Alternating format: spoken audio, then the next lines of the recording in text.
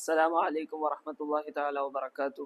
الحمد لله والصلاة والسلام على أشرف رسول الله وعلى آله وصحبه أجمعين أما بعد. SNECയുടെ കീഴിൽ നടത്തപ്പെടുന്ന കാസ്കാഡിംഗ് പരിപാടിയിലാണ് നാം ഓരോരുത്തരും ഒരുമിച്ച് കൂടിയിരിക്കുന്നത്. അല്ലാഹു സുബ്ഹാനഹു വ തആല നമ്മുടെ ഒരുമിച്ച് കൂടലിനെ സ്വീകരിക്കുമാറാകട്ടെ. ഈ മഹത്തായ അവസരത്തിൽ നാം ഇന്നിവിടെ ചർച്ച ചെയ്യപ്പെടാൻ പോകുന്ന വിഷയം എന്നത് ഇന്ന് ഇന്ത്യയിൽ അങ്ങേയറ്റം ചർച്ച ചെയ്യപ്പെട്ടുകൊണ്ടിരിക്കുന്ന വിഷയമായ PM ശ്രീ വിദ്യാഭ്യാസ മേഖലയിൽ കാവ്യവൽക്കരിക്കപ്പെടുന്നുണ്ടോ എന്ന വിഷയത്തിലാണ് നാം ഇവിടെ ചർച്ച നടത്താൻ പോകുന്നത്. ചർച്ചയ്ക്കായി നമ്മളോടൊപ്പം ചേരുന്നത് D4 വിദ്യാർത്ഥിയായ തൊയ്യബ് കൊല്ലം, D3 വിദ്യാർത്ഥികളായ മുസ്ലിഹ് പട്ടാമ്പി, അബ്ദുൽ ജവാദ് ലക്ഷദ്വീപ്, അലി ജവാദ് എടപ്പാൾ എന്നിവരാണ്. അപ്പോൾ ഇൻഷാ അല്ലാഹ് ചർച്ചകൾ ആരംഭിക്കാൻ പോവുകയാണ്. എന്താണ് PM ശ്രീ എന്ന് പറഞ്ഞാൽ? ഇന്ത്യൻ വിദ്യാഭ്യാസ സമ്പ്രദായത്തിൽ ആധുനികവൽക്കരണത്തോടെയുള്ള അടിസ്ഥാന സൗകര്യങ്ങൾ കൊണ്ടുവരിക, ഇന്ത്യൻ വിദ്യാഭ്യാസ സമ്പ്രദായത്തെ അന്താരാഷ്ട്ര നിലവാരത്തിലുള്ള ഒരു വിദ്യാഭ്യാസ പദ്ധതിയാക്കി മാറ്റുക എന്ന ലക്ഷ്യത്തോടു കൂടി കേന്ദ്ര സർക്കാർ മുന്നോട്ട് വെച്ച ഒരു വിദ്യാഭ്യാസ പദ്ധതിയാണ് PM ശ്രീ എന്നുള്ളത്. ഈ PM ശ്രീ എന്ന് പറയുന്ന വിദ്യാഭ്യാസ പദ്ധതി നടപ്പിലാക്കുന്നത് 2022 സെപ്റ്റംബർ 7-ാം തീയതിയാണ്. 2022 സെപ്റ്റംബർ 7-ാം തീയതി ഈ PM ശ്രീ എന്ന വിദ്യാഭ്യാസ പദ്ധതി കേന്ദ്ര സർക്കാർ നടപ്പിലാക്കിയതോടുകൂടി ഇന്ത്യയുടെ പല ഭാഗങ്ങളിൽ നിന്ന് ഇതിനെതിരെ ശക്തമായ വിമർശനങ്ങളും ഇതിനെ അനുകൂലിച്ചുകൊണ്ട് ഒരുപാട് ആളുകൾ രംഗത്തേക്ക് വരികയുണ്ടായി. ഈ വിദ്യാഭ്യാസ പദ്ധതി അനുകൂലിച്ചുകൊണ്ട് വന്ന ആളുകൾ പ്രധാനമായി പറഞ്ഞ ആശയം എന്നത് ഈ വിദ്യാഭ്യാസ പദ്ധതി വരുന്നതോടുകൂടി ഇന്ത്യൻ എഡ്യൂക്കേഷൻ സിസ്റ്റം ഒരു അന്താരാഷ്ട്ര നിലവാരത്തിലേക്ക് ഉയരുകയാണ് ചെയ്യുന്നത്. അതുകൊണ്ട് ഇതെന്തായാലും നടപ്പിലാക്കണം എന്ന രീതിയിലാണ് ഇതിനെ അനുകൂലിച്ചുകൊണ്ട് വന്ന ആളുകൾ പ്രധാനമായിട്ട് മുമ്പോട്ട് വെച്ച ആശയം. ഇതിനെ പ്രതികൂലിച്ചുകൊണ്ട് രംഗത്തേക്ക് വന്ന ആളുകൾ പ്രധാനമായും മുന്നോട്ട് വെച്ചത് ഈ PM ശ്രീ എന്ന പദ്ധതി നടപ്പിലാക്കുന്നത് കേവല വിദ്യാഭ്യാസ മേഖല അന്താരാഷ്ട്ര നിലവാരത്തിലേക്ക് ഉയർത്തുന്നതിന് പകരം RSSന്റെ അഥവാ BJPയുടെ ഹിന്ദുത്വവൽക്കരണവും BJPയുടെ ഒളി അജണ്ടകളും കൃത്യമായി നടപ്പിലാക്കുക എന്ന ലക്ഷ്യമാണ് ഇതിന്റെ പിന്നിലുള്ളത്. മാത്രമല്ല, ഈ PM ശ്രീയുമായി ബന്ധപ്പെട്ട വിദ്യാഭ്യാസ പദ്ധതിയിലേക്ക് ഒരു സ്കൂള് എഗ്രിമെന്റ് ഒപ്പിടുന്ന സമയത്ത് ആ എഗ്രിമെന്റിൽ പ്രധാനമായിട്ട് ഒരു കാര്യം കൊടുത്തപ്പോണ്ട്. ഈ എഗ്രിമെന്റിൽ ഒപ്പുവെക്കുന്നതോടുകൂടി നാഷണൽ എഡ്യൂക്കേഷൻ പോളിസി 2020 നടപ്പിലാക്കാൻ ഈ വിദ്യാഭ്യാസ പദ്ധതിയിൽ ഈ എഗ്രിമെന്റിൽ ഒപ്പിട്ട ആളുകൾ തയ്യാറായി കഴിഞ്ഞു എന്ന രീതിയിലേക്കുള്ള പ്രധാന കണ്ടന്റ് ആ എഗ്രിമെന്റിൽ ഉൾപ്പെടുത്തിയിട്ടുണ്ട്. അപ്പം നാഷണൽ എഡ്യൂക്കേഷണൽ പദ്ധതി 2020 കൃത്യമായി നടപ്പിലാക്കാനുള്ള ഒളി അജണ്ടയാണ് എന്ന് പറഞ്ഞുകൊണ്ട് ഇതിനെ വിമർശിച്ചുകൊണ്ടാണ് പല ആളുകളും രംഗത്തേക്ക് വന്നത്. അപ്പോൾ ഈ നാഷണൽ എഡ്യൂക്കേഷണൽ പദ്ധതി 2020 നടപ്പിലാക്കുകയാണെങ്കിൽ വരുന്ന ഏറ്റവും പ്രധാനപ്പെട്ട പ്രശ്നമെന്ന് പറയുന്നത് ഇന്ത്യൻ വിദ്യാഭ്യാസ മേഖലയിലെ പാഠപുസ്തകങ്ങളിലെ പ്രധാനമായി മാറ്റത്തിരുത്തലുകൾ വരുത്തുക എന്നതാണ് പ്രധാന ലക്ഷ്യം. NCERTയുടെ മേഖലയിലേക്ക് നോക്കുകയാണെങ്കിൽ NCERTയുടെ മേഖലയിലേക്ക് നോക്കുകയാണെങ്കിൽ നാഷണൽ എഡ്യൂക്കേഷൻ പോളിസി 2020 പ്രകാരം NCERTയുടെ പുസ്തകങ്ങളിൽ പുതിയ പരിഷ്കാരങ്ങൾ കൊണ്ടുവന്നു. ആ പരിഷ്കാരങ്ങളിലേക്ക് നോക്കുകയാണെങ്കിൽ, ചരിത്ര പാഠപുസ്തകങ്ങളിലേക്ക് നോക്കുകയാണെങ്കിൽ ഇന്ത്യയുടെ ചരിത്രത്തെ തന്നെ മാറ്റിമറിക്കുന്ന ഒരു സ്ഥിതിവിശേഷമാണ് നമുക്ക് കാണാൻ കഴിയുന്നത്. അപ്പോൾ അലി ജവാദിനോട് എനിക്ക് ചോദിക്കാനുള്ളത്, സത്യത്തിൽ ഈ PM ശ്രീ എന്ന് പറയുന്ന പദ്ധതി ആളുകൾ വിമർശിക്കുന്നത് പോലെ, അതായത് ഇന്ത്യയിൽ ഒരു ഭാഗം ആളുകൾ അതിനെ അനുകൂലിച്ചുകൊണ്ട് രംഗത്തേക്ക് വരുന്നുണ്ട്, ഒരു ഭാഗം ആളുകൾ അതിനെ പ്രതികൂലിച്ചുകൊണ്ടും രംഗത്തേക്ക് വരുന്നുണ്ട്. പ്രതികൂലിച്ചുകൊണ്ട് രംഗത്തേക്ക് വരുന്ന ആളുകൾ പ്രധാനമായിട്ടും മുമ്പോട്ട് വെക്കുന്ന ആശയം നാഷണൽ എഡ്യൂക്കേഷണൽ പോളിസിയുടെ പിന്നിലിരിക്കുന്ന ഒളി അജണ്ടകൾ നടപ്പിലാക്കുക, അതിലൂടെ ഇന്ത്യയുടെ ഫ്യൂച്ചർ തലമുറയുടെ മുമ്പിലേക്ക് ഒരു പുതിയ ഇന്ത്യ പരിചയപ്പെടുത്തി കൊടുക്കുക എന്ന ലക്ഷ്യമാണ് മുമ്പോട്ട് വെക്കുന്നതെന്നാണ്. സത്യത്തിൽ ഈ ആശയം ഈ PM ശ്രീ എന്ന് പറയുന്ന പദ്ധതി മുന്നോട്ട് വെക്കുന്നുണ്ടോ? സത്യത്തിൽ PM ശ്രീ എന്ന് പറയുന്ന പദ്ധതി വിദ്യാഭ്യാസ സമ്പ്രദായത്തെ കാവ്യവൽക്കരിക്കപ്പെടുന്നുണ്ടോ? ഇതുമായി ബന്ധപ്പെട്ട് അലി ജവാദിന്റെ അഭിപ്രായം എന്താണ്? അസ്സലാമു അലൈക്കും വറഹ്മത്തുള്ളാഹി. ബിസ്മില്ലാഹിർ റഹ്മാനിർ റഹീം. സ്വലാത്തു വസ്സലാമു അലാ സയ്യിദിനാ മുഹമ്മദിൻ വഅലാ ആലിഹി വസഹ്ബിഹി വഇത്രത്തിഹി അജ്മഈൻ. അതെ, PM ശ്രീ എന്നതുകൊണ്ട് ഉദ്ദേശിക്കുന്നത് കേന്ദ്ര സർക്കാരിന്റെ ഒരു പ്രത്യേക വിദ്യാഭ്യാസ രംഗത്ത് കൊണ്ടുവരുന്ന ഒരു പദ്ധതിയാണ്. അതായത് കേന്ദ്ര സർക്കാരിന്റെ, അതായത് സർക്കാർ സ്കൂൾ വിദ്യാലയങ്ങളിൽ പഠിക്കുന്ന ഓരോ വിദ്യാർത്ഥികൾക്കും അവരുടെ മെച്ചത്തിനായി അല്ലെങ്കിൽ അവരുടെ പുരോഗതിക്കായി സ്കൂളുകളിൽ കൊണ്ടുവരാൻ പോകുന്ന ഓരോ പദ്ധതികളാണ്. അതാണ് ഇതിൽ പ്രധാനമായും ലക്ഷ്യമിടുന്നത്. പക്ഷേ ഇതിനെ തുടർന്ന് പല രീതിയിലും പല ആളുകളും എതിർക്കുന്നുണ്ട്, പല ആളുകൾ അനുകൂലിക്കുന്നതുമായിട്ടുണ്ട്. അതിൽ ഒന്നാമത്തതാണ് പല ഒരു മതത്തിൽ മാത്രം സ്വാധീനിച്ചുകൊണ്ടും അല്ലെങ്കിൽ ഒരു രാഷ്ട്രീയ മേഖലയിൽ മാത്രം സ്വാധീനിച്ചുകൊണ്ട് ഈ ഒരു പ്രസ്താവനയെ മുന്നോട്ട് കൊണ്ടുപോവുക എന്നതാണ്.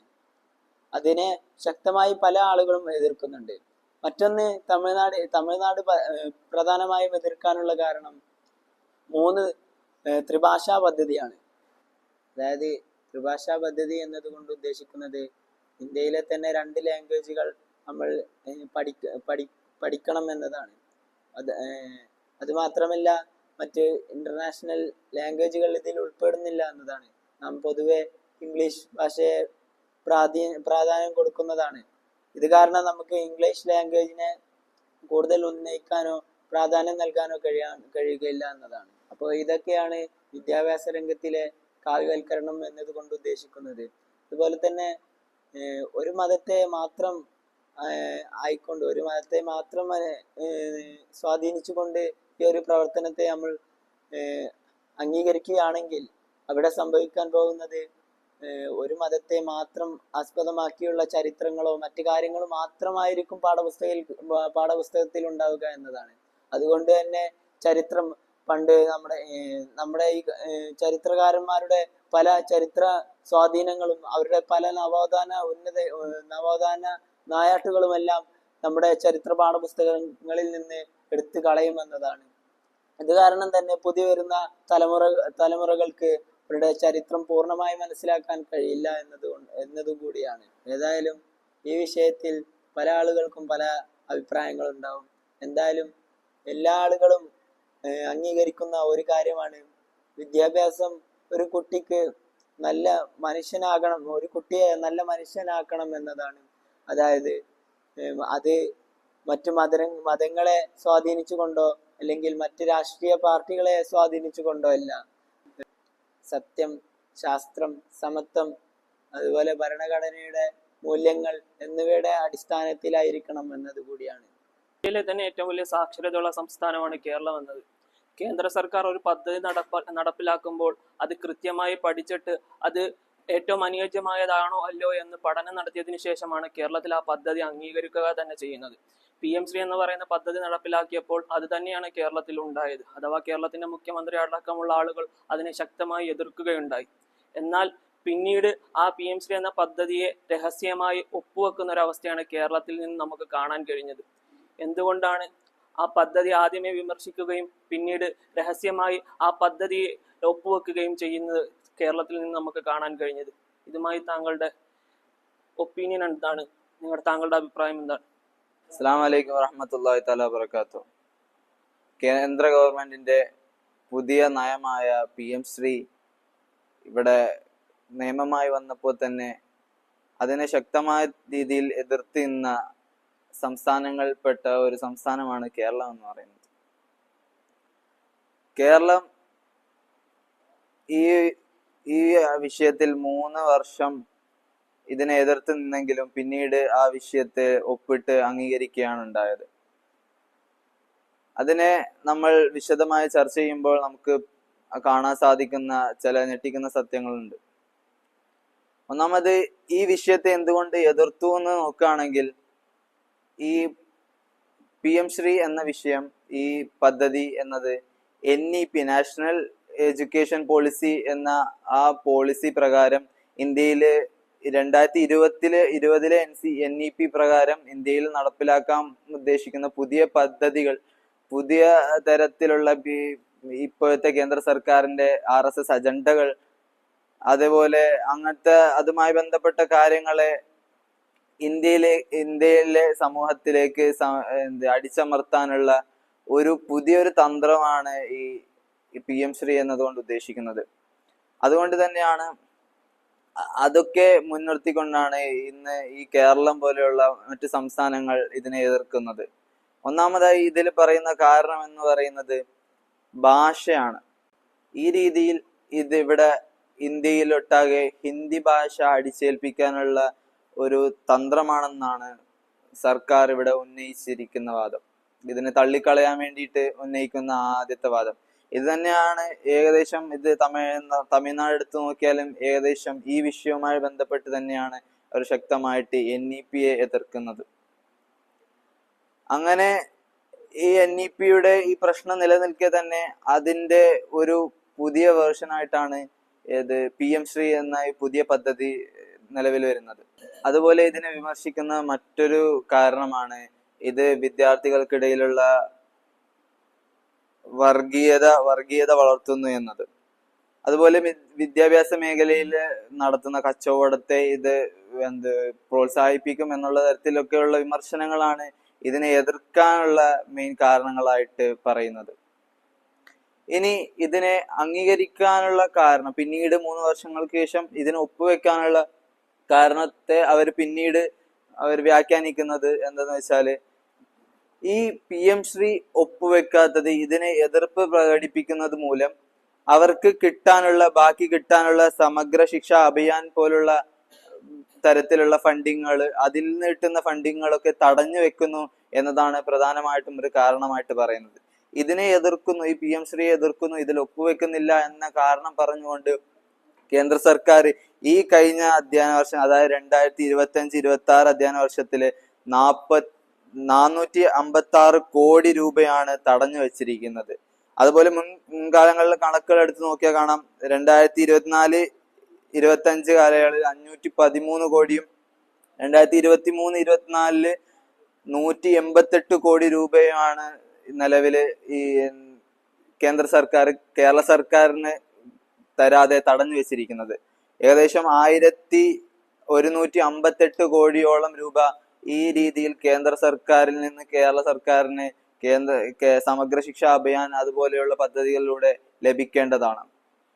ഇതിനൊക്കെ ഇതിനെ തടയുന്നതിന് കാരണം പറയുന്നത് ഈ PM ശ്രീ എന്ന പദ്ധതിക്ക് നിങ്ങൾ അംഗീകരിക്കാത്തത് കൊണ്ടാണെന്നാണ് പറയുന്നത്. അതുപോലെ ആപ്പാർ ID പോലെയുള്ള വിഷയങ്ങൾ ഇവിടെ നിലനിൽക്കുന്നതും അതുപോലെ ഈ ഫണ്ട് തരാത്ത വിഷയങ്ങൾ ഒക്കെ കാരണമാണ്. അതിൽ നിന്നും എങ്ങനെയെങ്കിലും ഫണ്ട് പിടിക്കാൻ വേണ്ടിയിട്ട്, ഫണ്ട് തിരിച്ചെടുക്കാൻ വേണ്ടി ഒരു താൽക്കാലികമായ ഒരു തന്ത്രമാണ് ഈ കേരള സർക്കാരിന്റെ ഭാഗത്തു നിന്നും വന്നതെന്നാണ് കേരള സർക്കാർ നൽകുന്ന വിശദീകരണം. അപ്പോൾ അബ്ദുൽ ജവാദ് ഇവിടെ പറഞ്ഞത്, PM ശ്രീ എന്ന് പറയുന്ന പദ്ധതി കേന്ദ്ര സർക്കാർ മുന്നോട്ട് വെച്ചപ്പോൾ കേരളം എന്തുകൊണ്ടാണ് അതിനെ ശക്തമായി ആദ്യ സമയത്ത് എതിർക്കുകയും പിന്നീട് അതിനെ എന്തുകൊണ്ടാണ് കേരള സർക്കാർ ഒപ്പുവെച്ചതും എന്നതിനെ പറ്റിയ ഒരു വിവരണമാണ് അബ്ദുൽ ജവാദ് ഇവിടെ തന്നത്. അപ്പോൾ അബ്ദുൽ ജവാദ് ആദ്യമായി പറഞ്ഞത്, കേന്ദ്ര സർക്കാർ ഇങ്ങനെ ഒരു പദ്ധതി നടപ്പാക്കിയപ്പോൾ കേരള സർക്കാർ എന്തുകൊണ്ടാണ് ഇതിനെ എതിർത്തതെന്ന് പറഞ്ഞു.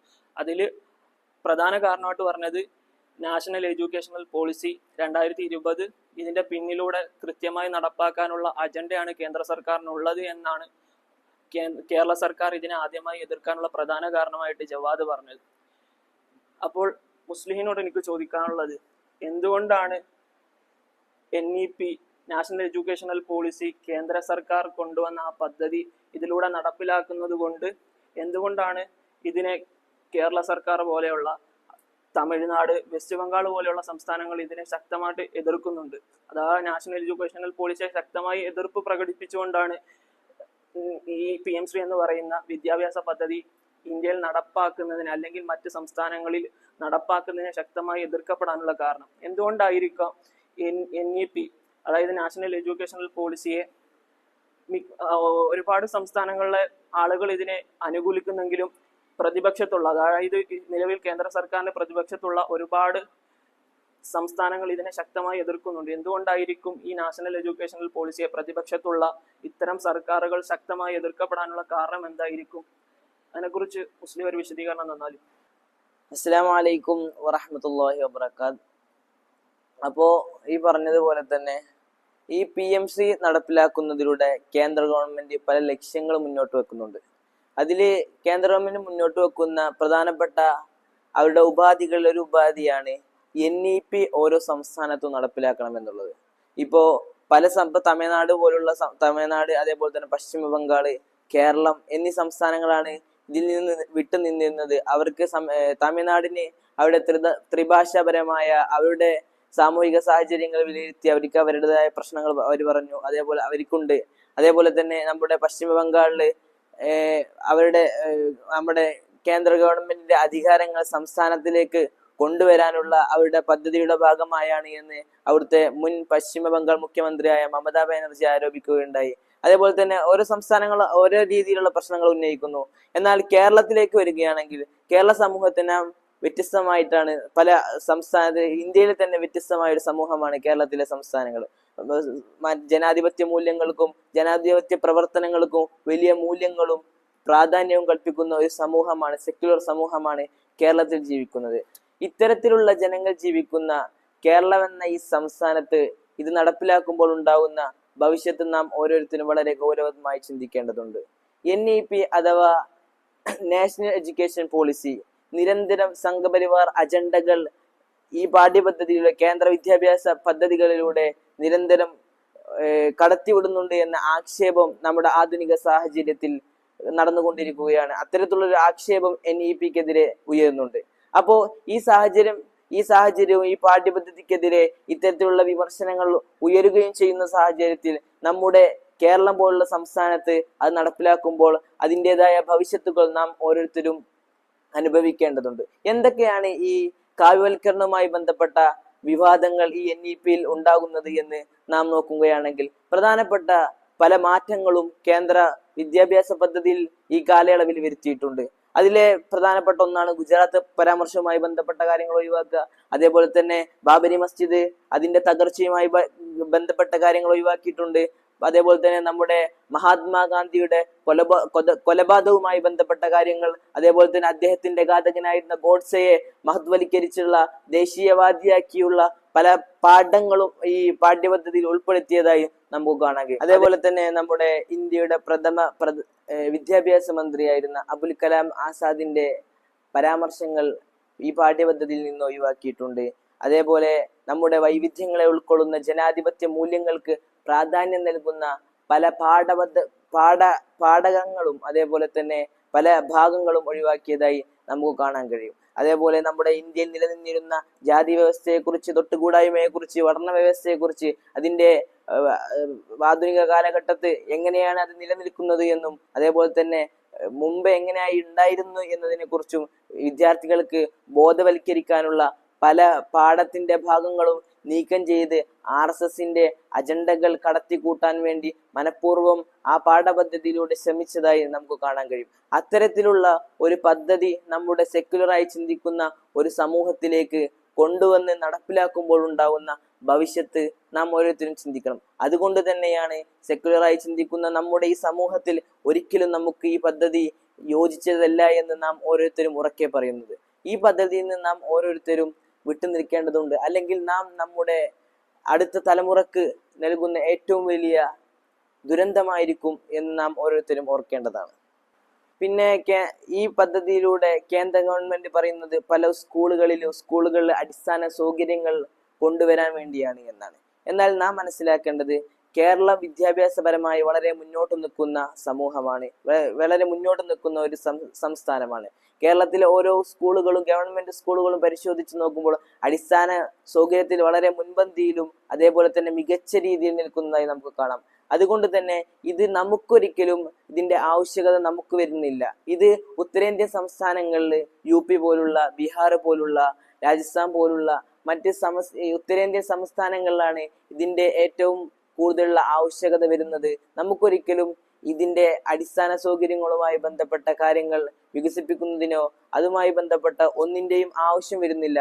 അതുകൊണ്ട് തന്നെയാണ് നാം ഈ പദ്ധതി നമുക്ക് ഗുണത്തേക്കാൾ ഏറെ ദോഷമാണ് ഉണ്ടാക്കുന്നത്. അതുകൊണ്ട് ഈ പദ്ധതി ഒരിക്കലും കേരള സമൂഹത്തിന് അനുയോജിച്ചതല്ല എന്ന് നാം ഓരോരുത്തരും മനസ്സിലാക്കേണ്ടതുണ്ട്. അപ്പോൾ മുസ്ലിം മുന്നോട്ട് വെച്ച ആശയം എന്നത് നാഷണൽ എഡ്യൂക്കേഷണൽ പോളിസി നടപ്പിലാക്കുമ്പോൾ ഉണ്ടാകുന്ന ബുദ്ധിമുട്ടുകളും അത് നടപ്പിലാകുമ്പോൾ ഇന്ത്യൻ സമൂഹത്തിൽ ഉണ്ടാകുന്ന പ്രത്യാഘാതങ്ങളെ കുറിച്ചും വളരെ വ്യക്തമായിട്ടാണ് മുസ്ലിം ഇവിടെ അവതരിപ്പിച്ചത്.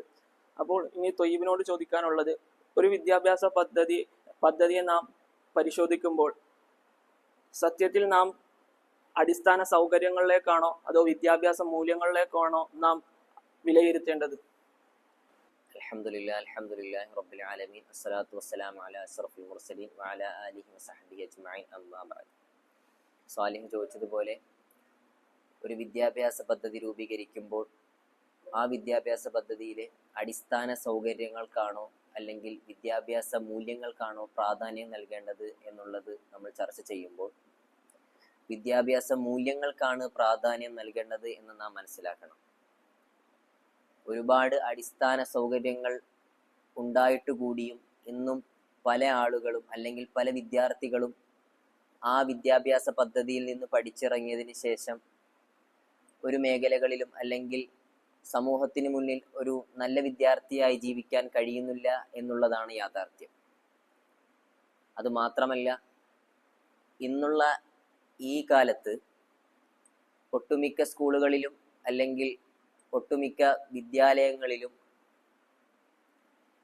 AI ടെക്നോളജി അങ്ങനെ ഒട്ടനവധി സൗകര്യങ്ങൾ ഉണ്ടായിട്ട് കൂടിയും അവിടുന്ന് ഇറങ്ങുന്ന ഞാൻ മുമ്പ് സൂചിപ്പിച്ചതുപോലെ വിദ്യാർത്ഥികൾ സമൂഹത്തിന് മുന്നിൽ എങ്ങനെ ജീവിക്കണം അല്ലെങ്കിൽ മറ്റ് പ്രയാസങ്ങളിലും പ്രതിസന്ധികളിലും എത്തിപ്പെടാതെ ഒരു നേരായ രീതിയിൽ ഒരു നല്ല വിദ്യാർത്ഥിയായി ജീവിക്കണം എന്നുള്ളതാണ് ആ വിദ്യാഭ്യാസം കൊണ്ട് അല്ലെങ്കിൽ ആ വിദ്യാഭ്യാസം നേടുന്നതിനോടുകൂടി ആ വിദ്യാർത്ഥി ഏറ്റവും കൂടുതലും നല്ലൊരു ക്വാളിറ്റിയിലെത്തുന്നത്. അതുപോലെ തന്നെ ഒരു വിദ്യാർത്ഥി ഉന്നത മാർക്ക് നേടുന്നതോടുകൂടി അവൻ്റെ സ്വഭാവം, നല്ല സ്വഭാവം, അവൻ മറ്റുള്ളവരോട് പെരുമാറുന്നത് എങ്ങനെയാണ്, അവൻ മറ്റുള്ളവരോട് ഇടപെടുന്നത്, ചെറിയവരാകട്ടെ വലിയവരാകട്ടെ അവരുടെ പെരുമാറ്റ രീതികൾ, ആ പെരുമാറ്റ രീതികളെ നിയന്ത്രിക്കുന്നത് അല്ലെങ്കിൽ നിർണയിക്കുന്നത് അവന് കിട്ടിയ വിദ്യാഭ്യാസത്തിന്റെ അടിസ്ഥാനത്തിലാണ് എന്ന് നാം മനസ്സിലാക്കണം. നമ്മൾ മറ്റ് സ്ഥലങ്ങളിലെടുത്ത് നോക്കുകയാണെങ്കിൽ കേരളം മറ്റ് സംസ്ഥാനങ്ങളെ അപേക്ഷിച്ച് വിദ്യാഭ്യാസത്തിന് നല്ല ക്വാളിറ്റി കൊടുക്കുന്ന അല്ലെങ്കിൽ ഒരു പ്രാധാന്യം കൊടുക്കുന്ന ഒരു സംസ്ഥാനം കൂടിയാണ്. മറ്റ് സംസ്ഥാനങ്ങളെ അപേക്ഷിച്ച് നമുക്കെടുത്ത് പരിശോധിച്ചാൽ അവിടെ വിദ്യാഭ്യാസം ലഭിക്കാത്തതിൻ്റെ പേരിൽ അവിടെയുള്ള ആളുകളുടെ പ്രയാസങ്ങളും പ്രതിസന്ധികളും നാം സോഷ്യൽ മീഡിയയിലൂടെ കാണുന്നതാണ്. അതിന് മെയിൻ കാരണം അല്ലെങ്കിൽ അതിന് പ്രത്യേകിച്ച് അവിടെ അടിസ്ഥാന സൗകര്യങ്ങൾ ഇല്ല എന്നുള്ളത് കൂടി ഒരു യാഥാർത്ഥ്യമാണ്. എങ്കിൽ കൂടിയും അടിസ്ഥാനമുള്ള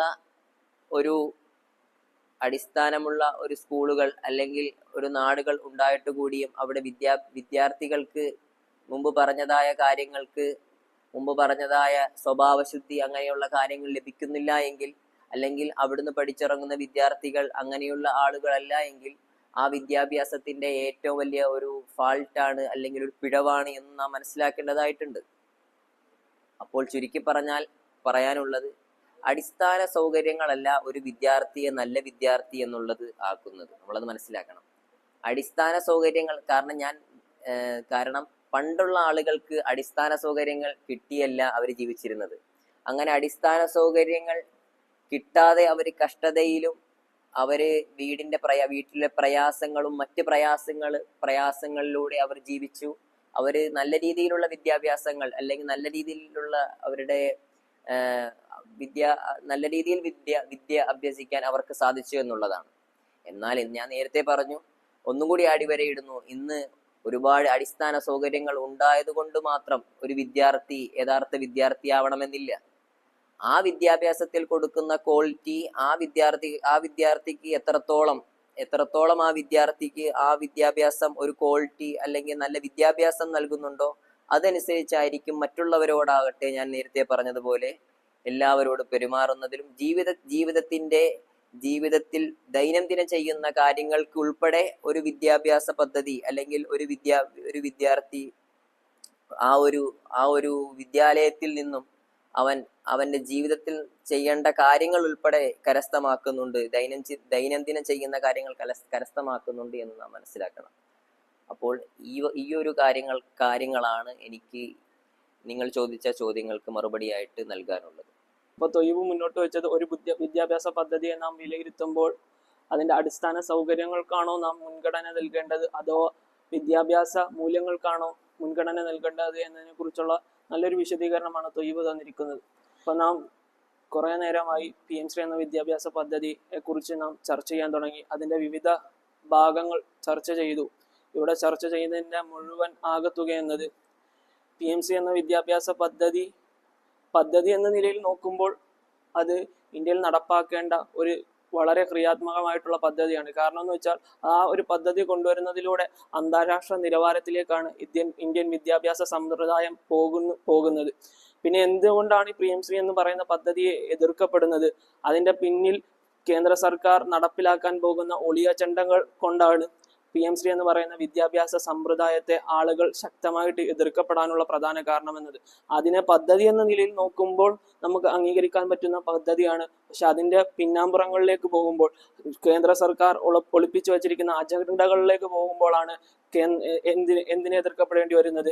കേന്ദ്ര സർക്കാർ മുന്നോട്ട് വെക്കുന്ന PMC എന്ന് പറയുന്ന ആ പദ്ധതി എതിർക്കപ്പെടേണ്ടി വരുന്നത്. കാരണം ആ പദ്ധതിയുടെ പിന്നിലൂടെ അവർ പ്രധാനമായി നടപ്പിലാക്കാൻ ഉദ്ദേശിക്കുന്നത് നാഷണൽ പോളിസി 2020 എന്ന ആ പദ്ധതിയാണ്. അത് നടപ്പിൽ വരുത്തുമ്പോൾ കൃത്യമായി അത് കേന്ദ്രീകരിക്കുന്നത് ചരിത്രത്തെ മാറ്റിമറിക്കപ്പെടുക എന്ന പ്രധാന ലക്ഷ്യത്തിലേക്കാണ്. അഥവാ വിദ്യാഭ്യാസ മേഖലയിലുള്ള, പ്രത്യേകിച്ച് ദേശീയ വിദ്യാഭ്യാസ മേഖലയിലുള്ള പുസ്തകങ്ങളായ NCERT പോലെയുള്ള പുസ്തകങ്ങളിലെ ചരിത്ര ഭാഗങ്ങളിൽ നിന്ന് ഇന്ത്യയുടെ ചരിത്രത്തെ വക്രീകരിക്കപ്പെടുക എന്നതാണ് ഇതിന്റെ പ്രധാന ലക്ഷ്യം എന്നത്. അഥവാ വരുന്ന പുതിയ തലമുറ പുതിയ ഒരു ഇന്ത്യയുടെ ചരിത്രത്തെ പഠിക്കുക എന്ന ഒരു പ്രധാന ലക്ഷ്യമാണ് ഇതിന്റെ പിന്നിലൂടെ അവർ കാണുന്ന പ്രധാന തന്ത്രം എന്നത്. അതുകൊണ്ട് തന്നെയാണ് ചരിത്ര പാഠങ്ങളിൽ നിന്ന് മുഗൾ രാജാക്കന്മാരെയും ഗാന്ധിജിയുടെ ഘാതകന്മാരെയും ഒഴിവാക്കപ്പെട്ടത്. എന്നിട്ട് ഗാന്ധിജിയെ കൊന്നവരെ നല്ല ആളുകളായി ചിത്രീകരിക്കുന്ന രീതിയിലേക്ക് ഒരു ഹിന്ദുത്വ ആശയത്തെ പാഠപുസ്തകങ്ങളിലേക്ക് കൊണ്ടുവരുന്ന തലത്തിലേക്ക് എത്രത്തോളം എന്ന് വെച്ച് കഴിഞ്ഞാൽ അശോക രാജാക്കന്മാരെ പോലെ മൗര്യൻ സാമ്രാജ്യത്തിലെ രാജാക്കന്മാരുടെ കഥകളൊക്കെ വളരെ വിശാലമായി കൊടുക്കുകയും മുഗളന്മാരെ പോലെയുള്ള രാജ്യത്തിനു വേണ്ടി അഹോരാത്രം പരിശ്രമിച്ച, ഇന്നും നാം ഡൽഹിയിലേക്ക് ചെന്ന് കഴിഞ്ഞാൽ നമുക്ക് കാണാൻ കഴിയുന്നത് മുഗളന്മാർ ഉണ്ടാക്കി വെച്ച ഒരുപാട് വലിയ മേഖലകളാണ് നമുക്ക് കാണാൻ സാധിക്കുന്നത്. അവരെയെല്ലാം തള്ളിക്കടഞ്ഞുകൊണ്ട് കൃത്യമായിട്ടും രാഷ്ട്രീയവൽക്കരണം എന്ന പിന്നാമ്പുറങ്ങളിലേക്കാണ് PMC എന്ന് പറയുന്ന പദ്ധതി പോകുന്നത്. അതുകൊണ്ടാണ് അതിന് ശക്തമായി എതിർക്കപ്പെടുന്നത്. ഇന്ത്യ ഗേറ്റിന്റെ ഫ്രണ്ടിലേക്ക് ചെന്ന് അവിടെ രാജ്യത്തിന് വേണ്ടി ചോര നീരാക്കിയവരുടെ എണ്ണം പരിശോധിക്കുകയാണെങ്കിൽ അതിൽ ഉല്ലേഖനം ചെയ്തു വെക്കപ്പെട്ട രാജ്യത്തിന് വേണ്ടി പോരാടിയ സ്വാതന്ത്ര്യ സമര സേനാനികളെ പരിശോധിക്കുകയാണെങ്കിൽ അതിൽ ഭൂരിഭാഗവും നമുക്ക് മുസ്ലിമീങ്ങളെയാണ് കാണാൻ സാധിക്കുന്നത്. ആ മുസ്ലിമീങ്ങളിൽപ്പെട്ട ടിപ്പു സുൽത്താനെ പോലെ, വാര്യം കുന്നത്ത് അഹമ്മദ് ഹാജിയെ പോലെ, മൗലാന അബ്ദുൽ കലാം ആസാദിനെ പോലെയുള്ളവരെയെല്ലാം ചരിത്ര ഭാഗങ്ങളിൽ നിന്ന് മാറ്റി ഒരു പുതിയ ചരിത്രത്തെ ക്രിയേറ്റ് ചെയ്യുന്ന രീതിയിലേക്ക് ഈ പദ്ധതിയെ കൊണ്ടുപോകുന്നു എന്നതുകൊണ്ടാണ് രാജ്യത്തിന്റെ പല ഭാഗങ്ങളിൽ നിന്ന് ഈ വിദ്യാഭ്യാസ പദ്ധതിക്കെതിരെയുള്ള ശക്തമായ എതിർപ്പുകൾ ആളുകൾ പ്രകടിപ്പിക്കുന്നത്. അല്ലാതെ പുതിയ ഒരു വിദ്യാഭ്യാസ നയം കൊണ്ടുവരുമ്പോൾ അതിനെ ഇല്ലാതാക്കാനുള്ള ഒരു തന്ത്രമല്ല ആളുകൾക്കുള്ളത്. മറിച്ച് ഇത്തരത്തിലുള്ള ഒളി അജണ്ടകളെ എതിർക്കുക, സ്വന്തം രാജ്യത്തിന്റെ യഥാർത്ഥ ചരിത്രത്തെ സംരക്ഷിക്കുക എന്ന ഒരു പ്രധാന ലക്ഷ്യമാണ് ഇതിനുള്ളത്.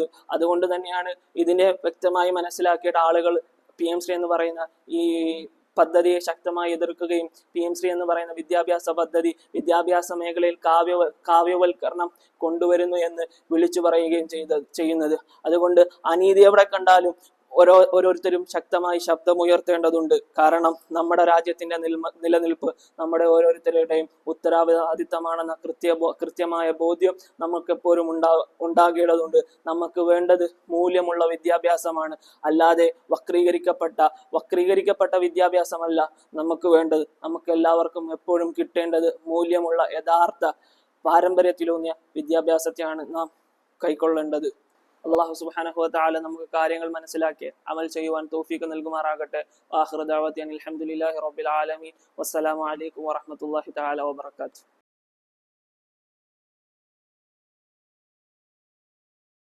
അസ്സലാമു അലൈക്കും വറഹ്മത്തുള്ളാഹി വബറകാതുഹു. അൽഹംദുലില്ലാഹ് സ്വലാത്തു വസ്സലാമു അലാ റസൂലില്ലാഹ് വഅലാ ആലിഹി വസഹബിഹി അൽഫായിസീന ബില്ലാഹി അമ്മാ ബഅദ്.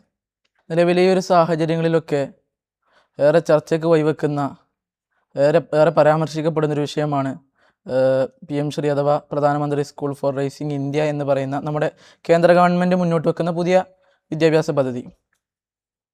ഒരുപാട് അനുകൂലിച്ചുകൊണ്ടും പ്രതികൂലിച്ചുകൊണ്ടും പുകഴ്ത്തിയും ഇകഴ്ത്തിയും ഒക്കെ ആളുകൾ വന്ന് ഈ ഒരു പദ്ധതിയെ സംബന്ധിച്ച് പരാമർശിക്കുന്ന ഈ ഒരു സാഹചര്യത്തിൽ നിന്നുകൊണ്ട് ഈ ഒരു പദ്ധതിയെ സംബന്ധിച്ച് ചെറിയൊരു ചർച്ചയാണ് ഞങ്ങളിവിടെ ഉദ്ദേശിക്കുന്നത്. ഈ ചർച്ചയിൽ എൻ്റെ കൂടെ പങ്കെടുക്കുന്നത് മുഹമ്മദ് സ്വാലി, അതുപോലെ തന്നെ ഫഹീം കെ, അതുപോലെ സൽമാൻ അൽ ഫാരിസ് എന്നവരാണ്.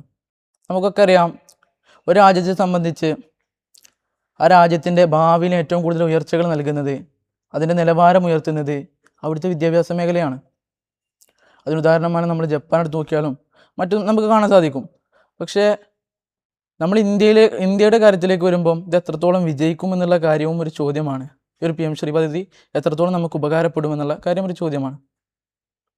എന്തൊക്കെയായാലും ഈ ഒരു PM ശ്രീ പദ്ധതി എങ്ങനെയാണ് ഉണ്ടാകുന്നത്, ഉത്ഭവിക്കുന്നത്, അതിൻ്റെ പശ്ചാത്തലത്തിലേക്കൊക്കെ നമ്മളൊന്ന് കണ്ണോടിക്കുകയാണെങ്കിൽ 2014 പ്രധാനമന്ത്രി നരേന്ദ്രമോദി അധികാരത്തിലേക്ക് വരുന്നു. തുടർന്നാണ് അദ്ദേഹം പറയുന്നത്, നമുക്ക് നമ്മുടെ വിദ്യാഭ്യാസ മേഖല ഒന്ന് നവീകരിക്കേണ്ടതുണ്ട്, അതുപോലെ തന്നെ ഒന്ന് ആധുനികവൽക്കരിക്കേണ്ടതുണ്ട് എന്നൊക്കെ അദ്ദേഹം അഭിപ്രായപ്പെടുന്നുണ്ട്. ഇതിനോടനുബന്ധിച്ചിട്ടൊക്കെയാണ് പിന്നീട് ഈ ഒരു പദ്ധതിയുമായി അല്ലെങ്കിൽ അദ്ദേഹത്തിൻ്റെ ആ പ്രസ്താവനയുടെ പിന്നിൽ നിന്നുകൊണ്ടാണ് അത് മുഖേനയാണ് 2015-16 ആ ഒരു കാലഘട്ടത്തിൽ പുതിയൊരു സമിതി രൂപീകരിക്കുകയാണ്. ഈ ഒരു പദ്ധതിയെക്കുറിച്ച് പഠിക്കാനും അങ്ങനെ കരട് രൂപം ഇതിന് ഭാവിയിലേക്ക് ഉപകാരപ്പെടുന്ന രീതിയിൽ ഇതിനെ മാറ്റണമല്ലോ. അപ്പോൾ അതിനെക്കുറിച്ച് കൃത്യമായുള്ള പഠനങ്ങളും അങ്ങനെ ഒരു കരട് രൂപം തയ്യാറാക്കാനൊക്കെ വേണ്ടിയിട്ടൊരു സമിതി രൂപീകരിക്കുന്നു. എന്നിട്ട് ആ ഒരു കമ്മിറ്റി റിപ്പോർട്ട് തയ്യാറാക്കുന്നു. തുടർന്ന് 2017-19 ആ ഒരു കാലഘട്ടത്തിൽ കസ്തൂരിരംഗൻ്റെ കീഴിൽ അദ്ദേഹം അധ്യക്ഷനായ വേറൊരു സമിതി രൂപീകരിക്കുന്നുണ്ട്, മറ്റൊരു സമിതി. എന്നിട്ട് തുടർന്ന് വീണ്ടും പുതുക്കിയൊരു കരട് രൂപം തയ്യാറാക്കുന്നുണ്ട്. അങ്ങനെ ഈ ഒരു പദ്ധതിയുടെ കരട് രൂപം അങ്ങനെ തയ്യാറാവുന്നു. എന്നിരുന്നാലും നമ്മളൊക്കെ പരിശോധിക്കേണ്ട ഒരു കാര്യം എന്തെന്ന് വെച്ചാൽ, ഇങ്ങനൊരു കരട് രൂപം തയ്യാറാക്കി ശരിയാണ്, പക്ഷേ ആ ഒരു കാലഘട്ടത്തിൽ അല്ലെങ്കിൽ ആ ഒരു സമയത്ത് അവിടുന്ന് മാറ്റി നിർത്തപ്പെട്ട ഒരുപാട് ആളുകളുണ്ട്. ഇന്ത്യയിൽ അന്ന് ഒരുപാട് വലിയ വിദ്യാഭ്യാസ വിദഗ്ധരുണ്ട്, അത്തരത്തിലുള്ള ഉദ്യോഗസ്ഥരുണ്ട്. പക്ഷെ അവരൊക്കെ മാറ്റി നിർത്തിക്കൊണ്ടാണ് ഇത്തരം ഒരു പദ്ധതിക്ക് രൂപം കൊളുത്തുന്നത്. അതുകൊണ്ട് തന്നെ ഒരുപാട് വിമർശനങ്ങൾക്ക് ഈ ഒരു പദ്ധതി ഇന്നും വഴിവെക്കുന്നുണ്ട്. അതുപോലെ തന്നെ പിന്നീട് 2020 ആ ഒരു സമയത്ത് വരുമ്പം 2020 ജൂലൈ 29 ഇതിന് നമ്മുടെ വിദ്യാഭ്യാസ നയത്തിൻ്റെ അംഗീകാരം ലഭിക്കുന്നത്. അവിടെയും വേറൊരു വിമർശനം വരുന്നത് എന്താണെന്ന് വെച്ചാൽ, 2020 എന്ന് പറയുമ്പം കടുത്ത കൊറോണയുടെ ആ ഒരു സമ്മർദ്ദത്തിൽ രാജ്യം നിൽക്കുന്ന ഒരു സാഹചര്യമാണ്. അപ്പോൾ ഇത്തരത്തിലൊരു സാഹചര്യത്തിൽ നിന്നുകൊണ്ട് ഒരു വിശാലമായൊരു പദ്ധതി രൂപീകരിക്കുമ്പം യഥാർത്ഥത്തിൽ നല്ല അതിനെ സംബന്ധിച്ച ചർച്ചകളും ചോദ്യോത്തരങ്ങളും ഒരുപാട് കാര്യങ്ങൾ സഭയിൽ അരങ്ങേറാറുണ്ട്. എന്നാൽ ഇവിടെ നമ്മൾ നോക്കുമ്പം കൃത്യമായുള്ള ചർച്ചകളില്ല. കാരണം കൊറോണയാണ്, അതിൻ്റെ സമ്മർദ്ദമാണ്, ചർച്ചകളില്ല, ചോദ്യോത്തരങ്ങളില്ല, ഇതിനെക്കുറിച്ച് വിശകലനമില്ല. അങ്ങനെയാണ് ഒരു പദ്ധതിക്ക് രൂപം തന്നെ നൽകുന്നത്. അതുകൊണ്ട് തന്നെ ഇതൊക്കെ വലിയൊരു ആസൂത്രണത്തിൻ്റെ ഭാഗമായിരുന്നു എന്ന് ഇന്നും വിമർശിക്കപ്പെടുന്നതായിട്ട് നമുക്ക് കാണാൻ സാധിക്കും. അത്തരത്തിലൊരു വലിയൊരു വിമർശനം ആ ഒരു വിദ്യാഭ്യാസ നയത്തിൻ്റെ അംഗീകരിക്കലുമായിട്ട് ബന്ധപ്പെട്ട് നിലനിൽക്കുന്നുണ്ട്. പിന്നീട് ഏതായാലും 2022 സെപ്റ്റംബർ 5 പ്രധാനമന്ത്രി നരേന്ദ്രമോദി ഈ ഒരു പദ്ധതിയെ പ്രഖ്യാപിക്കുകയായിരുന്നു. അന്ന് ഒരു അധ്യാപക ദിനത്തിലാണ് അദ്ദേഹം ഈ ഒരു പദ്ധതിയെ PM ശ്രീ പദ്ധതിയെ പ്രഖ്യാപിക്കുന്നത്. അതുപോലെ തന്നെ ഈ ഒരു പദ്ധതിയെ സംബന്ധിച്ച് വരുമ്പം പിന്നീട് ഔദ്യോഗികമായിട്ട് ഈ പദ്ധതിക്ക് പ്രഖ്യാപനം വരുന്നത് 2022 ഒക്ടോബർ 12 ഈ ഒരു പദ്ധതി ഔദ്യോഗികമായിട്ട് പ്രഖ്യാപിക്കുന്നത്. അങ്ങനെയാണ് ഈ ഒരു പദ്ധതി നടപ്പിൽ വരുന്നത്. അല്ലെങ്കിൽ അത് വരുന്നതിൻ്റെ പശ്ചാത്തലം നമുക്ക് നോക്കുമ്പോൾ മനസ്സിലാക്കാൻ സാധിക്കുന്നത് ഇത്തരം കാര്യങ്ങളാണ്. പക്ഷേ എന്നിരുന്നാലും നമ്മൾ മനസ്സിലാക്കേണ്ടത്, ഈ ഒരു കാര്യങ്ങൾ ഒക്കെ വെച്ച് നോക്കുമ്പോൾ ഒരുപാട് വിമർശനങ്ങൾക്ക് ഇത് വഴിവെക്കുന്നുണ്ട്.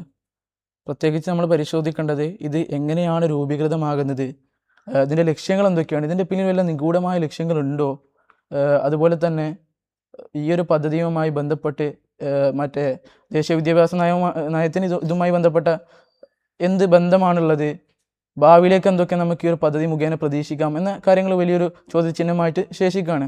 അപ്പോൾ സ്വാലി, താങ്കൾക്ക് ഈ ഒരു കാര്യങ്ങളെ സംബന്ധിച്ചൊക്കെ താങ്കളുടെ കാഴ്ചപ്പാടെന്താണ്? ഈ PM ശ്രീ പദ്ധതിയുടെ പ്രധാന ലക്ഷ്യമായി ഇതിന് കൈകാര്യകർത്താക്കൾ ഉന്നയിക്കുന്നത് നമ്മുടെ വിദ്യാഭ്യാസ രംഗത്തെ പരിഷ്കരിക്കുക എന്നുള്ളതാണ്. നമ്മുടെ ഇന്ത്യയിലെ സർക്കാർ സ്കൂളുകളുടെ ഗുണനിലവാരം ഉയർത്തുകയും വിദ്യാർത്ഥികൾക്ക് ആധുനിക പഠനം ലഭ്യമാക്കുന്നതുമെല്ലാം ഈ പദ്ധതിയുടെ അടിസ്ഥാന ആശയങ്ങളാണ്.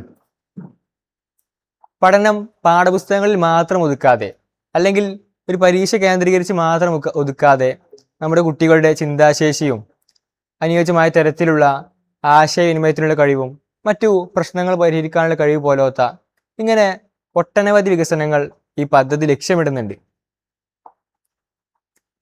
ഹരിത വിദ്യാലയം എന്ന ആശയത്തിന്റെ ഭാഗമായി സൗരോർജം, മഴവെള്ള സംഭരണം, മാലിന്യ സംസ്കരണം, ഇങ്ങനെ പരിസ്ഥിതി സൗഹൃദപരമായിട്ടുള്ള പ്രവർത്തനങ്ങൾ നമ്മുടെ വിദ്യാർത്ഥികളെ പരിശീലിപ്പിക്കുന്നു. ഭിന്നശേഷിക്കാരായിട്ടുള്ള വിദ്യാർത്ഥികൾക്ക് അവർക്ക് അനുയോജ്യമായ തരത്തിലുള്ള പാഠ്യപദ്ധതികൾ ക്രമീകരിക്കുന്നു. ഡിജിറ്റൽ പഠനങ്ങൾ ലഭ്യമാക്കുകയും സാങ്കേതിക വിദ്യകൾ ഉപയോഗിച്ച് പഠനം ആധുനികമാക്കുന്നതുമെല്ലാം, അതുപോലെ അധ്യാപകർക്ക് അധ്യാപനത്തിൽ പ്രത്യേക പരിശീലനം നൽകുന്നുമുണ്ട്. ഇതെല്ലാം ഇതിൻ്റെ പ്രവർത്തനങ്ങളാണ്. ഇനി നാം ഇതിൻ്റെ പിന്നാമ്പുറങ്ങളിലേക്ക് നോക്കുകയാണെങ്കിൽ, അല്ലെങ്കിൽ ഈ പദ്ധതിയുടെ മറുവശത്തിലേക്ക് നോക്കുകയാണെങ്കിൽ, നമുക്ക് ഒട്ടും യോജിക്കാൻ സാധിക്കാത്ത തരത്തിലുള്ള പല കാര്യങ്ങളും നമുക്ക് കാണാൻ സാധിക്കും. ഈ പദ്ധതി നടപ്പിൽ വരുത്തിയപ്പോൾ പല സംസ്ഥാനങ്ങളും ആദ്യമായി അതിൽ നിന്ന് പിന്മാറുകയാണ് ചെയ്തത്. കാരണം ഈ പദ്ധതിക്ക് നേരെ വരുന്ന ഒരു പ്രധാന വിമർശനമാണ് ഇത് വിദ്യാഭ്യാസ രംഗത്തെ കാവ്യവൽക്കരിക്കപ്പെടാൻ വേണ്ടി ഉപയോഗിക്കുന്നു എന്നുള്ളത്. നമുക്കറിയാം, ചരിത്ര പാഠപുസ്തകങ്ങളിൽ ഹിസ്റ്ററി, സോഷ്യോളജി, പൊളിറ്റിക്കൽ സയൻസ് പോലത്തെ പുസ്തകങ്ങളിൽ വന്നിട്ടുള്ള മാറ്റങ്ങൾ, ധാരാളം ചരിത്രങ്ങൾ എടുത്തു മാറ്റപ്പെട്ടിട്ടുണ്ട്. പല പ്രമുഖന്മാരെയും ഭരണാധികാരികളെയും വളരെയധികം ക്രൂരമായി ചിത്രീകരിച്ചിട്ടുണ്ട്. പല സിദ്ധാന്തങ്ങളും മായ്ച്ചു കളഞ്ഞിട്ടുണ്ട്. ഇങ്ങനെ പല ശാസ്ത്രീയമായിട്ടുള്ള കാര്യങ്ങൾക്ക് പകരം ചില മിഥ്യയായ കാര്യങ്ങൾ നമ്മുടെ വിദ്യാർത്ഥികൾ പഠിക്കാൻ നിർബന്ധിതരാവുകയാണ്. ഇനി നാം ഈ PM ശ്രീ പദ്ധതിയും NEP 2020 എങ്ങനെ ബന്ധപ്പെട്ടിരിക്കുന്നു എന്ന് നോക്കുകയാണെങ്കിൽ, ദേശീയ വിദ്യാഭ്യാസ നയം, അതായത് NEP 2020 അതിൻ്റെ വിദ്യാഭ്യാസ പരിഷ്കാരങ്ങൾ നമ്മുടെ സ്കൂൾ തലത്തിലേക്ക് കൊണ്ടുവരിക എന്നുള്ള ഉദ്ദേശത്തോടു കൂടിയാണ് ഈ PM ശ്രീ പദ്ധതി കൊണ്ടുവന്നിട്ടുള്ളത്. അതുകൊണ്ട് തന്നെ NEP നടപ്പിൽ വരുത്താൻ വേണ്ടിയാണ് ഈ PM ശ്രീ പദ്ധതി കൊണ്ടുവന്നത്. NEP പദ്ധതിയുടെ 2020 ദർശനങ്ങളെ യാഥാർത്ഥ്യമാക്കി നമ്മുടെ സ്കൂളുകളുടെ ഗുണനിലവാരം ഉയർത്തുകയും വിദ്യാർത്ഥികൾക്ക് ആധുനിക പഠനം ലഭ്യമാക്കുന്നതുമെല്ലാം ഇതിൻ്റെ ലക്ഷ്യങ്ങളാണ്. അതിനാൽ ഈ PM ശ്രീ പദ്ധതിയെ NEP 2020 പ്രവർത്തന രൂപം എന്നാണ് പൊതുവായി വിലയിരുത്തപ്പെടുന്നത്. നമ്മുടെ രാജ്യത്തിലെ ആയിരക്കണക്കിന് സർക്കാർ സഹായത്തോടെ പ്രവർത്തിക്കുന്ന സ്കൂളുകൾക്ക് അവർക്ക് സാമ്പത്തിക സഹായം നൽകിക്കൊണ്ട് അവയെ ആധുനികവൽക്കരിക്കലാണ് ഈ പദ്ധതിയുടെ പ്രധാന ലക്ഷ്യം. ഇനി നാം മുൻകാല പദ്ധതികളായിട്ടുള്ള സർവശിക്ഷാ അഭിയാൻ പോലത്തെ, സമഗ്ര ശിക്ഷാ അഭിയാൻ പോലത്തെ പദ്ധതികൾ എടുത്തു നോക്കുകയാണെങ്കിൽ അവയെല്ലാം വിദ്യാഭ്യാസത്തിൻ്റെ വ്യാപനത്തിലും സ്കൂളുകളുടെ എണ്ണത്തിലും മറ്റു അടിസ്ഥാന സൗകര്യങ്ങളിലും എല്ലാമായിരുന്നു കൂടുതൽ ശ്രദ്ധ കേന്ദ്രീകരിച്ചിരുന്നത്. അടിസ്ഥാന സൗകര്യങ്ങൾക്ക് പുറമെ നമ്മുടെ ഡിജിറ്റൽ പഠനത്തിലോ മറ്റു സാങ്കേതിക വിദ്യകളിലോ അത്ര കൂടുതൽ ശ്രദ്ധ കേന്ദ്രീകരിച്ചിരുന്നില്ല.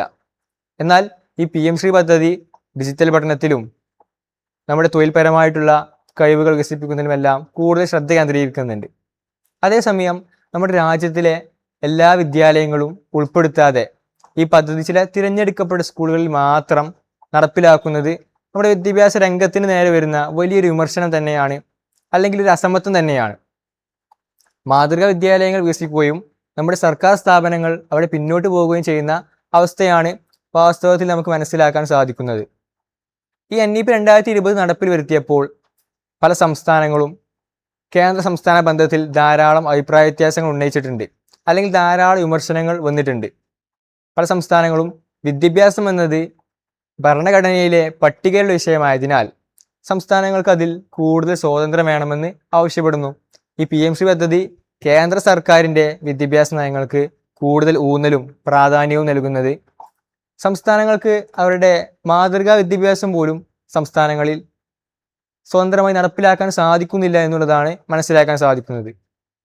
പ്രത്യേകിച്ച് നമ്മുടെ കേരളം, തമിഴ്നാട് പോലത്തെ സംസ്ഥാനങ്ങൾ നമ്മൾ ആദ്യ കാലഘട്ടത്തിൽ ഈ പദ്ധതിയോട് സഹകരിച്ചിരുന്നില്ല. കേരളത്തെ സംബന്ധിച്ചിടത്തോളം കേരളത്തിൻ്റെ ഭരണപക്ഷവും പ്രതിപക്ഷവും ഒരുപോലെ എതിർക്കുകയാണ്. പിന്നീട് നമുക്ക് സമഗ്ര ശിക്ഷാ അഭിയാൻ പോലത്തെ പദ്ധതികളിൽ നിന്ന് ലഭിക്കേണ്ടിയിരുന്ന വൻ തുക കേന്ദ്ര സർക്കാർ തടഞ്ഞു വെക്കുകയാണ്. അങ്ങനെ ഒരു സാഹചര്യത്തിലാണ് നമ്മൾ അതിലേക്ക് സഹകരിക്കുന്നത്. ഇങ്ങനെ ആധുനിക പഠനവും മറ്റു അടിസ്ഥാന സൗകര്യങ്ങളും എല്ലാം കണക്കിലെടുത്തുകൊണ്ട് ധാരാളം സംസ്ഥാനങ്ങൾ പിന്നീട് ഈ പദ്ധതിയിലേക്ക് സഹകരിക്കുന്നുണ്ട്, അണിചേരുന്നുണ്ട്. നാം നോക്കുകയാണെങ്കിൽ നമ്മുടെ വരും തലമുറയുടെ, അല്ലെങ്കിൽ വരും കാലഘട്ടത്തിൻ്റെ തന്നെ ഭാവിയെ നിർണ്ണയിക്കാൻ പോകുന്നത് ഇത്തരത്തിലുള്ള പൊതുവിദ്യാഭ്യാസ സമ്പ്രദായങ്ങളും പദ്ധതികളുമാണ്. അതുകൊണ്ട് തന്നെ ഇത്തരത്തിൽ പല സംസ്ഥാനങ്ങളും അതിൽ അണിചേരാൻ വിമുഖത കാണിക്കുകയും സഹകരിക്കുന്നതിൽ ആശങ്ക പ്രകടിപ്പിക്കുകയും ചെയ്യുന്നത് ഈ പദ്ധതിയുടെ ഒരു പൂർവ്വയില്ലായ്മയെയും പൂർണ്ണതയില്ലായ്മയുമാണ് നമുക്ക് സൂചിപ്പിച്ചു തരുന്നത്. അതുകൊണ്ട് തന്നെ നാം അതിനെക്കുറിച്ചെല്ലാം ഒരു ഇന്ത്യൻ പൗരൻ എന്ന നിലയ്ക്ക് വളരെയധികം വ്യക്തമായും വസ്തുനിഷ്ഠമായും പരിശോധിക്കേണ്ടതുണ്ട്. ഞാൻ നേരത്തെ പറഞ്ഞു, ഈ PMC പദ്ധതി ധാരാളം വികസനങ്ങൾ കൊണ്ടുവന്നിട്ടുണ്ട്, അല്ലെങ്കിൽ ഇനി ഭാവിയിൽ കൊണ്ടുവരപ്പെടുമെന്ന് നമുക്ക് പ്രതീക്ഷിക്കാം. കാരണം ഇപ്പോൾ കൊണ്ടുവന്നിട്ടുള്ള കാര്യങ്ങളെല്ലാം, ഈ വികസനങ്ങളെല്ലാം പ്രശംസനങ്ങൾക്കും മറ്റിനും അതീതമാണെങ്കിലും ഇവകൾക്കെല്ലാം എതിരെ ധാരാളം വിമർശനങ്ങൾ ഉയർന്നു വരുന്നുണ്ട്. ഞാൻ നേരത്തെ പ്രതിപാദിച്ച പോലെ എല്ലാ വിദ്യാലയങ്ങളിലും ഈ പദ്ധതി നടപ്പിൽ വരുത്തുന്നില്ല. അത് നമ്മുടെ വിദ്യാഭ്യാസ രംഗത്തിന് നേരെ വരുന്ന വലിയൊരു അസമത്വം തന്നെയാണ്, വിദ്യാർത്ഥികൾക്ക് നേരെയുള്ള നീതിയില്ലായ്മ തന്നെയാണ്. സമീപകാലത്ത് NCERT പുസ്തകങ്ങളിൽ വന്നിട്ടുള്ള മാറ്റത്തിരുത്തലുകൾ, ഇത് വളരെയധികം വലിയ ചർച്ചകൾക്ക് തന്നെ വഴിയൊരുക്കിയിട്ടുണ്ട്. നമുക്കറിയാം, ചരിത്ര ഭാഗങ്ങളിൽ നിന്ന് പ്രമുഖ ഭാഗമായ മുഗൾ ഭരണം, ദില്ലി സുൽത്താനറ്റ് പോലുള്ള പല ഭാഗങ്ങളും എടുത്തു കളഞ്ഞിട്ടുണ്ട്. ബാബറിനെ ഒരു ക്രൂരനായ ചക്രവർത്തിയായും ഔറംഗസേബിനെ ക്ഷേത്രങ്ങൾ തകർത്തവനായുമാണ് ചിത്രീകരിക്കുന്നത്. അതുപോലെ ഗുജറാത്ത് കലാപവുമായി ബന്ധപ്പെട്ട ചില പരാമർശങ്ങൾ, മഹാത്മാഗാന്ധിയുടെ വധവുമായി ബന്ധപ്പെട്ട ചില വിശദീകരണങ്ങൾ. കാരണം ആ കൊലപാതകം നടത്തിയത് ഒരു RSS കാരനാണ്. അങ്ങനെ അവർ വരും തലമുറയുടെ മുമ്പിൽ ഒരു RSS കാപട്യത്തെ മറച്ചു വെക്കുകയാണ് ചെയ്യുന്നത്. ഇത്തരത്തിൽ പല സത്യങ്ങളും യാഥാർത്ഥ്യങ്ങളും നമ്മുടെ വരും തലമുറ അവർക്ക് തിരിച്ചറിയാൻ സാധിക്കാതെ വരികയാണ്.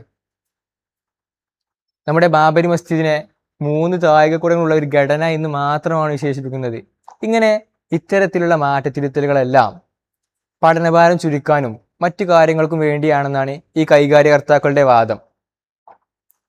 ഈ വാദങ്ങളിൽ എത്രത്തോളം സത്യമുണ്ടെന്ന് നാം ഒന്ന് നോക്കുകയാണെങ്കിൽ, സമീപകാലത്ത് NCERT പുസ്തകങ്ങളിൽ വന്നിട്ടുള്ള മാറ്റങ്ങൾ നോക്കുകയാണെങ്കിൽ വ്യക്തമായി കാണാൻ സാധിക്കും. ഈ PMC പദ്ധതിയിൽ മൂല്യാധിഷ്ഠിത പഠനവും ഭാരതീയ പാരമ്പര്യങ്ങളും മറ്റു പ്രാദേശിക ഭാഷകൾക്കുമെല്ലാം കൂടുതൽ പ്രാധാന്യവും ഊന്നലും നൽകുന്നത് നമ്മുടെ വിദ്യാഭ്യാസ രംഗത്തിൻ്റെ മതേതരത്വ സ്വഭാവത്തെയും ബഹുസ്വരതയുമാണ് കൂടുതൽ ബാധിക്കുന്നത്, മോശമായി ബാധിക്കുന്നത്. സാംസ്കാരികവും പ്രാദേശികപരമായിട്ടുള്ള വൈവിധ്യങ്ങളെ അവർ സവർണ ഹിന്ദുത്വ മൂല്യങ്ങളായാണ് പകരം വെക്കുന്നത്. ഈ കാര്യങ്ങളൊന്നും കേവലം അക്കാദമികമായിട്ടുള്ള കാര്യങ്ങളൊന്നുമല്ല. നമ്മുടെ ഇന്ത്യയുടെ, നമ്മുടെ രാജ്യത്തിൻ്റെ വൈവിധ്യങ്ങളെയും സമ്മിശ്ര സംസ്കാരത്തെയും എല്ലാം നിരാകരിച്ചുകൊണ്ട്, ഇല്ലാതാക്കിക്കൊണ്ട് ഒരു ഹിന്ദുത്വ സ്വത്വത്തെയാണ് അവർ കെട്ടിപ്പടുക്കാൻ ശ്രമിക്കുന്നത്, അല്ലെങ്കിൽ ഉയർത്താൻ ശ്രമിക്കുന്നത് നമുക്ക് മനസ്സിലാക്കാം. ഇങ്ങനെ ഒരു മതത്തെ മാത്രം ആശ്രയിക്കുമ്പോൾ നമ്മുടെ വിദ്യാർത്ഥികൾക്ക് ഒന്ന് സ്വതന്ത്രമായി ചിന്തിക്കാൻ പോലും സാധിക്കുന്നില്ല എന്നുള്ളതാണ് വാസ്തവത്തിൽ ഇവിടെ മനസ്സിലാകുന്നത്. ഞാൻ നേരത്തെ പറഞ്ഞതുപോലെ പല ശാസ്ത്രീയമായ കാര്യങ്ങൾക്ക് പകരം ചില മിഥ്യയായ കാര്യങ്ങൾ കൊണ്ടുവരികയാണ്.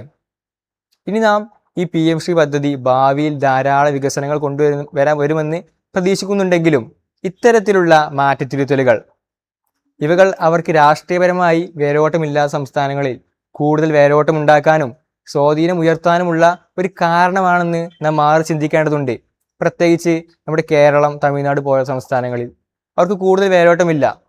കേരളത്തെ സംബന്ധിച്ച് ഇവിടെ 22% മാത്രമാണ് മുസ്ലിം ജനതയുള്ളത്. വളരെയധികം കുറച്ച് ശതമാനം ന്യൂനപക്ഷവും വലിയൊരു സംഖ്യ ഹിന്ദുക്കളുമാണ്. അങ്ങനെ അവർക്ക് വേരോട്ടമില്ലാത്ത സംസ്ഥാനങ്ങളിൽ രാഷ്ട്രീയപരമായിട്ടും മറ്റും കൂടുതൽ വേരോട്ടം ഉണ്ടാക്കാനും സ്വാധീനം ഉയർത്താനുമാണ് ഈ പദ്ധതിയിലൂടെ ശ്രമിക്കുന്നതെന്ന് നാം ഒന്ന് ആഴത്തിൽ ചിന്തിക്കുകയാണെങ്കിൽ നമുക്ക് മനസ്സിലാക്കാൻ സാധിക്കും. നിങ്ങൾ പറഞ്ഞിരുന്നത് ഇത്രത്തോളം നിഗൂഢമായ ലക്ഷ്യങ്ങൾ ഇതിൻ്റെ പിന്നാമ്പുറങ്ങളിൽ ഒളിഞ്ഞിരിക്കുന്നുണ്ട് തുടർന്നുള്ള കാര്യങ്ങളാണ് താങ്കൾ പറഞ്ഞത്. തീർച്ചയായും എന്നിരുന്നാലും ഇത്തരത്തിലുള്ളൊരു വിദ്യാഭ്യാസ പദ്ധതി യഥാർത്ഥത്തിൽ അതിനെങ്ങനെയാണ് നമുക്ക് അതിനെ സംബന്ധിച്ച് പ്രസ്താവിക്കാൻ സാധിക്കുക? രാഷ്ട്രീയപരമായുള്ള വേരോട്ടമില്ലാത്ത സംസ്ഥാനങ്ങളിൽ രാഷ്ട്രീയ വേരോട്ടം ഉണ്ടാക്കാനുള്ളൊരു ശ്രമമെന്നോ അല്ല വിദ്യാഭ്യാസ മേഖലയെ പരിഷ്കരിക്കാനാണോ? എങ്ങനെയാണ് ഇതിനെ നമുക്ക് പ്രസ്താവിക്കാൻ സാധിക്കുക? മാത്രമല്ല ഈ ഒരു പദ്ധതി നമ്മൾ നോക്കുമ്പം PMശ്രീ പദ്ധതി, അതായത് PM എന്ന് ആദ്യം കൊടുക്കുന്നുണ്ട് തുടക്ക ഭാഗത്ത്. ഇത് എത്രത്തോളം ജനങ്ങളെ സ്വാധീനിക്കാൻ കഴിയും? ഇതിൻ്റെ കടുത്ത വിമർശനങ്ങളൊക്കെ ഉണ്ടല്ലോ, അതൊക്കെ എന്തൊക്കെയാണ്? താങ്കൾക്ക് ഈ ഒരു വിഷയ സംബന്ധമായിട്ട് എന്തൊക്കെയാണ് പറയാനുള്ളത്?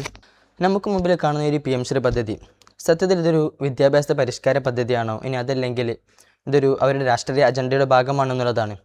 മൊത്തത്തിൽ ഈ ഒരു പദ്ധതിയെ വീക്ഷിക്കുമ്പോൾ നമുക്ക് മനസ്സിലാവുന്നത് ഇതൊരു ഔദ്യോഗിക പരിഷ്കരണ ലക്ഷ്യങ്ങളിലൊരു ഒരു വിദ്യാഭ്യാസ സംരംഭമാണെങ്കിലും ഇതിൻ്റെ നടപ്പിലാക്കൽ ഒരു രാഷ്ട്രീയ അജണ്ടകളാൽ മൂടപ്പെട്ടിരിക്കും എന്നുള്ളതാണ്. ഇപ്പോൾ ഉദാഹരണത്തിന് നേരെ സോലി പറഞ്ഞതുപോലെ ഒരുപാട് ലക്ഷണം ഇതിലൂടെ കാണാൻ കഴിയും. നൂതനമായ പഠന രീതികളും അതുപോലെ തന്നെ വിദ്യാഭ്യാസ മേഖലയിലെ പുതിയ വലിയ മാറ്റങ്ങളൊക്കെ PMശ്രീ വിഭാവനം ചെയ്യുന്നതിലൂടെ ഒറ്റനോട്ടത്തിൽ ഇതൊരു സ്വാഗതാർഹമായ ഒരു പദ്ധതിയാണെങ്കിലും പക്ഷേ ഇതിനെ നടപ്പാക്കൽ പരിശോധിക്കുമ്പോഴാണ് പല അസ്വാഭാവികത നമുക്ക് മനസ്സിലാക്കാൻ സാധിക്കുന്നത്. ഇപ്പോൾ ഉദാഹരണത്തിന് അതിൻ്റെ NEP-യുടെ ആദ്യഘട്ടത്തിലുള്ള NEP-യെ പൂർണ്ണമായി അംഗീകരിക്കുന്ന ഒപ്പുവെക്കൽ, അതുപോലെ തന്നെ PMC ബോർഡുകൾ സ്ഥാപിക്കൽ തുടങ്ങിയ കാര്യങ്ങളിലൂടെ നമുക്ക് ഈ ഒരു പദ്ധതി വിദ്യാഭ്യാസത്തെ കാവ്യവൽക്കരിക്കുന്ന അല്ലെങ്കിൽ ഒരു വിദ്യാഭ്യാസത്തെ രാഷ്ട്രീയവൽക്കരിക്കുന്ന ഒരു ആസൂത്രിത പദ്ധതിയാണ് നമുക്ക് ഇവിടെ സംശയങ്ങൾ വരികയാണ്. അങ്ങനെ സംശയങ്ങൾ പെട്ടതാണ് ഒന്നാമത്തേത്. അതായത് ഈ ഒരു പദ്ധതിയിൽ പ്രധാനമന്ത്രി എന്ന പേര് ഉപയോഗിക്കുന്നത്. ഇപ്പോൾ ഈ ഒരു പദ്ധതി പ്രധാനമന്ത്രി എന്ന പേര് ഉപയോഗിക്കുമ്പോൾ ഈ ഒരു പദ്ധതിയെ പ്രധാനമന്ത്രി ഓഫീസുമായി നേരിട്ട് ബന്ധിപ്പിക്കുന്നു എന്നതൊരു വലിയൊരു കക്ഷിരാഷ്ട്രീയ വിഷയമായി മാറിയിട്ടുണ്ട്. ഇപ്പോൾ അതിനുള്ള ഉദാഹരണമാണ് ഈ ഒരു ധാരണാപത്രത്തിൽ ഒപ്പുവെക്കാൻ വിസമ്മതിക്കുന്ന സംസ്ഥാനങ്ങളെ കേന്ദ്ര വിദ്യാഭ്യാസ മന്ത്രി ധർമ്മേന്ദ്ര പ്രധാൻ പരസ്യമായി കുറ്റപ്പെടുത്താണ്. കാരണം എന്താ വെച്ചാൽ ഈ ഒരു അവരുടെ NEP എതിർപ്പുകൾ അത് ശരിക്കും അവരുടെ രാഷ്ട്രീയ നേട്ടങ്ങൾക്ക് വേണ്ടിയുള്ളതാണെന്നും അല്ലാതെ വിദ്യാഭ്യാസത്തോടുള്ള അതുകൊണ്ടുള്ളൊരു ഉത്കണ്ഠയല്ലെന്നും അവർ പറയാണ്, ഈ ഒരു വിദ്യാഭ്യാസ മന്ത്രി പറയുകയാണ്.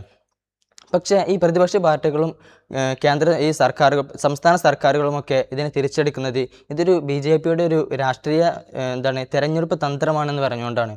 ഇപ്പോൾ കേരളത്തിലൊക്കെ ഇടതുപക്ഷ നേതാക്കളൊക്കെ ഈ ഒരു പദ്ധതി വിമർശിച്ചത് ഇതൊരു വിദ്യാഭ്യാസത്തിൻ്റെ കായ്വൽക്കരണം എന്ന് പറഞ്ഞുകൊണ്ടാണ്. മാത്രമല്ല ഈ കേന്ദ്ര BJP-കൾ ഇവർ സ്കൂളുകളെ അവരുടെ സ്വാധീനത്തിലാക്കാനുള്ള ശ്രമമാണെന്ന് പറയുന്നു. ഇപ്പോൾ കേരളത്തിലെ പ്രമുഖ രാഷ്ട്രീയ നേതാവ് തോമസ് ഐസക് അദ്ദേഹം ഈ ഒരു പദ്ധതിയെ എതിരെ വാദിക്കുന്നത് ഈ ഒരു ഭരണകക്ഷികളുടെ ആശയങ്ങളെ എങ്ങനെ കേന്ദ്ര ഫണ്ടിങ് ഉപയോഗിച്ച് നിയന്ത്രണോപാധിയെ മാറിയിരിക്കുന്നു ഈ പദ്ധതിയെക്കുറിച്ച് അദ്ദേഹം പറയാണ്. സ്വാഭാവികമായിട്ട് ഇങ്ങനെ വരുമ്പോൾ ഈ ഒരു പദ്ധതി വളരെയധികം വിമർശനാത്മകമായി വരും. ഇപ്പോൾ തമിഴ്നാട് DMK സർക്കാർ അവിടുത്തെ രാഷ്ട്രീയ എതിരാളികൾ അവിടുത്തെ ആൾക്കാർ ഈ PMC പദ്ധതിക്കെതിരെ പറയുകയാണ് ഈ ഒരു പദ്ധതി, അതായത് ഈ ഒരു BJP-ക്ക് കീഴിലുള്ള NEP-യെ ബന്ധിപ്പിച്ചിട്ടുള്ള ഈ PMC പദ്ധതി ശരിക്കും ഈ ഹിന്ദിയുടെയും ഉത്തരേന്ത്യൻ സാംസ്കാരിക മുൻഗണനകളുടെ അതിൻ്റെയൊക്കെ അത് ഈ ത്രിഭാഷ നയം അതിനെ ഈ സംസ്ഥാനം നടപ്പിലാക്കാനുള്ള അവരുടെ ഒരു അടിച്ചേൽപ്പിക്കലാണ് ഈ പദ്ധതി എന്നാണ് അവർ പറയുന്നത്. ചുരുക്കത്തിലൂടെ നമുക്ക് എന്ത് മനസ്സിലാക്കാം, ഒരു രാഷ്ട്രീയ മതം വളരെ വ്യക്തമായി നമുക്ക് മനസ്സിലാക്കാൻ സാധിക്കും. ഇപ്പോൾ കേന്ദ്ര BJP അവർ ഈ പദ്ധതിയെ സജീവമായി പ്രോത്സാഹിപ്പിക്കുകയാണ്. അപ്പോൾ തന്നെ ഈ പ്രതിപക്ഷ പാർട്ടികളോ പ്രദേശ പാർട്ടികൾ ഈ ഒരു പദ്ധതിയെ BJP-യുടെ രാഷ്ട്രീയ തന്ത്രമാണെന്നാണ് പറയുന്നത്. അപ്പോൾ പിന്നെ ഈ പദ്ധതി നടപ്പിലാക്കലോ ഈ പദ്ധതി നടപ്പിലാക്കൽ ഈ ഭരണകക്ഷിയുടെ അവരുടെ വിശ്വാസത്തെ ആശ്രയിച്ചാണ് എന്നുള്ളത് ഈ ഒരു തർക്കങ്ങളിലൂടെ നമുക്ക് എന്ത് ചെയ്യാം മനസ്സിലാക്കാൻ സാധിക്കും. അതാണ് ഇവിടെയുള്ളൊരു കോർ പോയിന്റ്.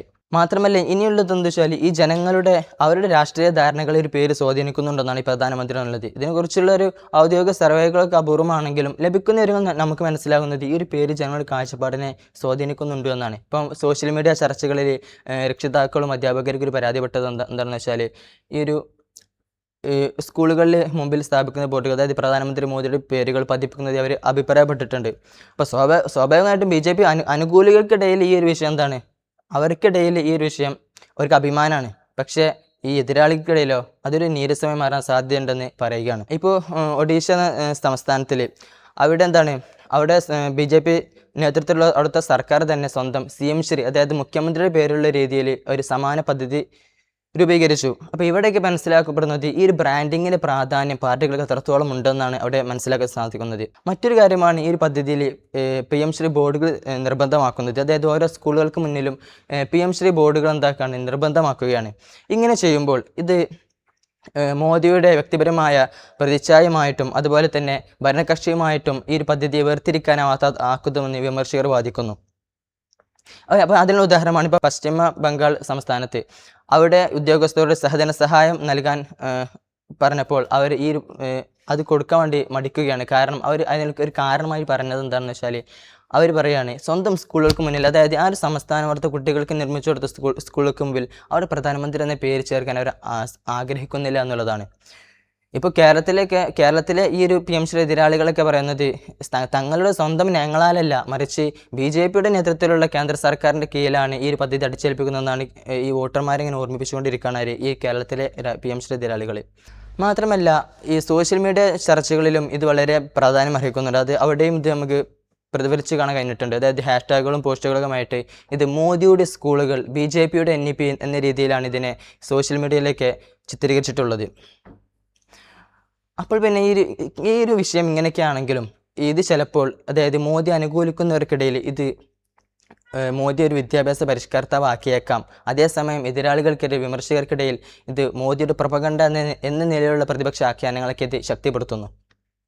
ഇനി ഇതിനെ കൂടുതൽ നമുക്ക് മനസ്സിലാക്കാൻ സാധിക്കുന്നത് ഇതിൻ്റെ വിമർശനങ്ങളിലേക്ക് കടക്കുമ്പോഴാണ്.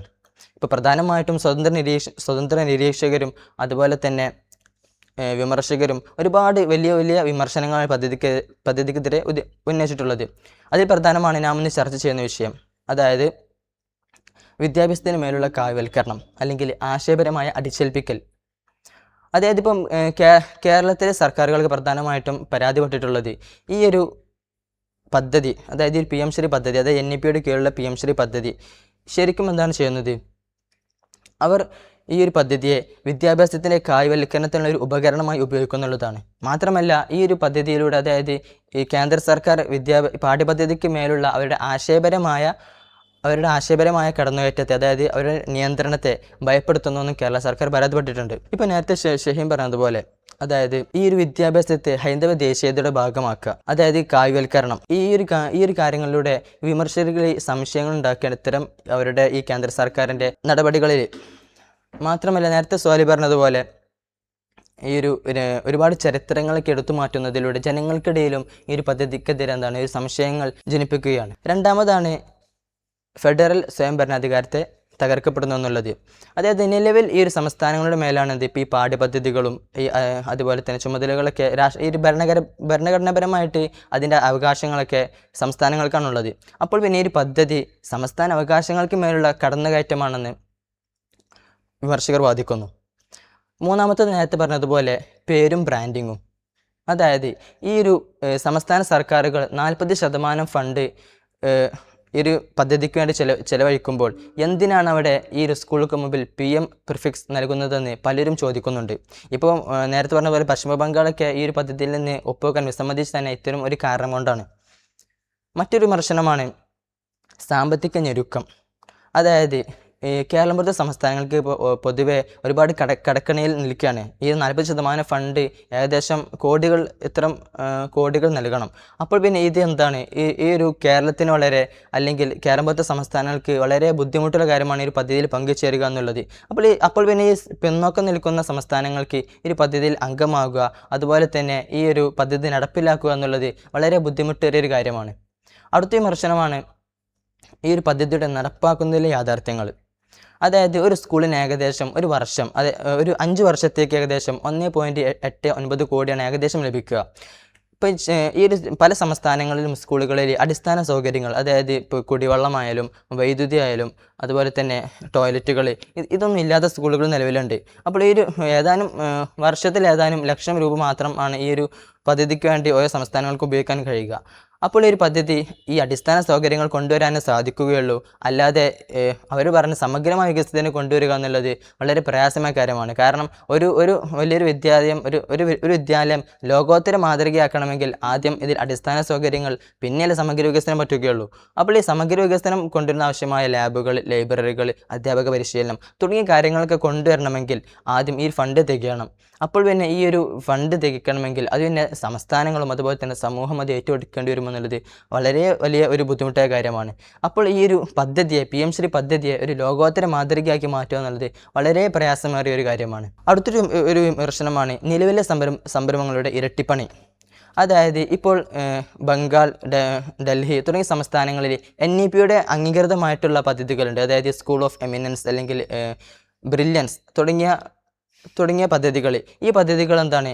ഈ പദ്ധതികൾ ഓൾറെഡി ഉള്ളത് കൊണ്ട് തന്നെ PM ശ്രീ പദ്ധതി അവിടെ അനാവശ്യമാണെന്നാണ് ഈ ഒരു സംസ്ഥാനങ്ങൾ വാദിക്കുന്നത്. മാത്രമല്ല അവർ വാദിക്കുകയാണ് ഈ ഒരു അവരുടെ പദ്ധതികൾ ഓൾറെഡി അവർ ശക്തമാക്കി, അതായത് നിലവിൽ അവർ വളരെ ശക്തമാണെന്നും അത് കുട്ടികൾക്ക് അനുയോജ്യമാണെന്നിരിക്കെ പിന്നെ ഒരു PM ശ്രീ കൊണ്ട് അവർക്ക് ഈ ഒരു ഗുണനിലവാരങ്ങളൊന്നും ലഭിക്കുന്നില്ല എന്നാണ് അവർ അവകാശപ്പെടുന്നത്. അവർ ഈ ഒരു പദ്ധതി വിമർശിക്കുന്നത്.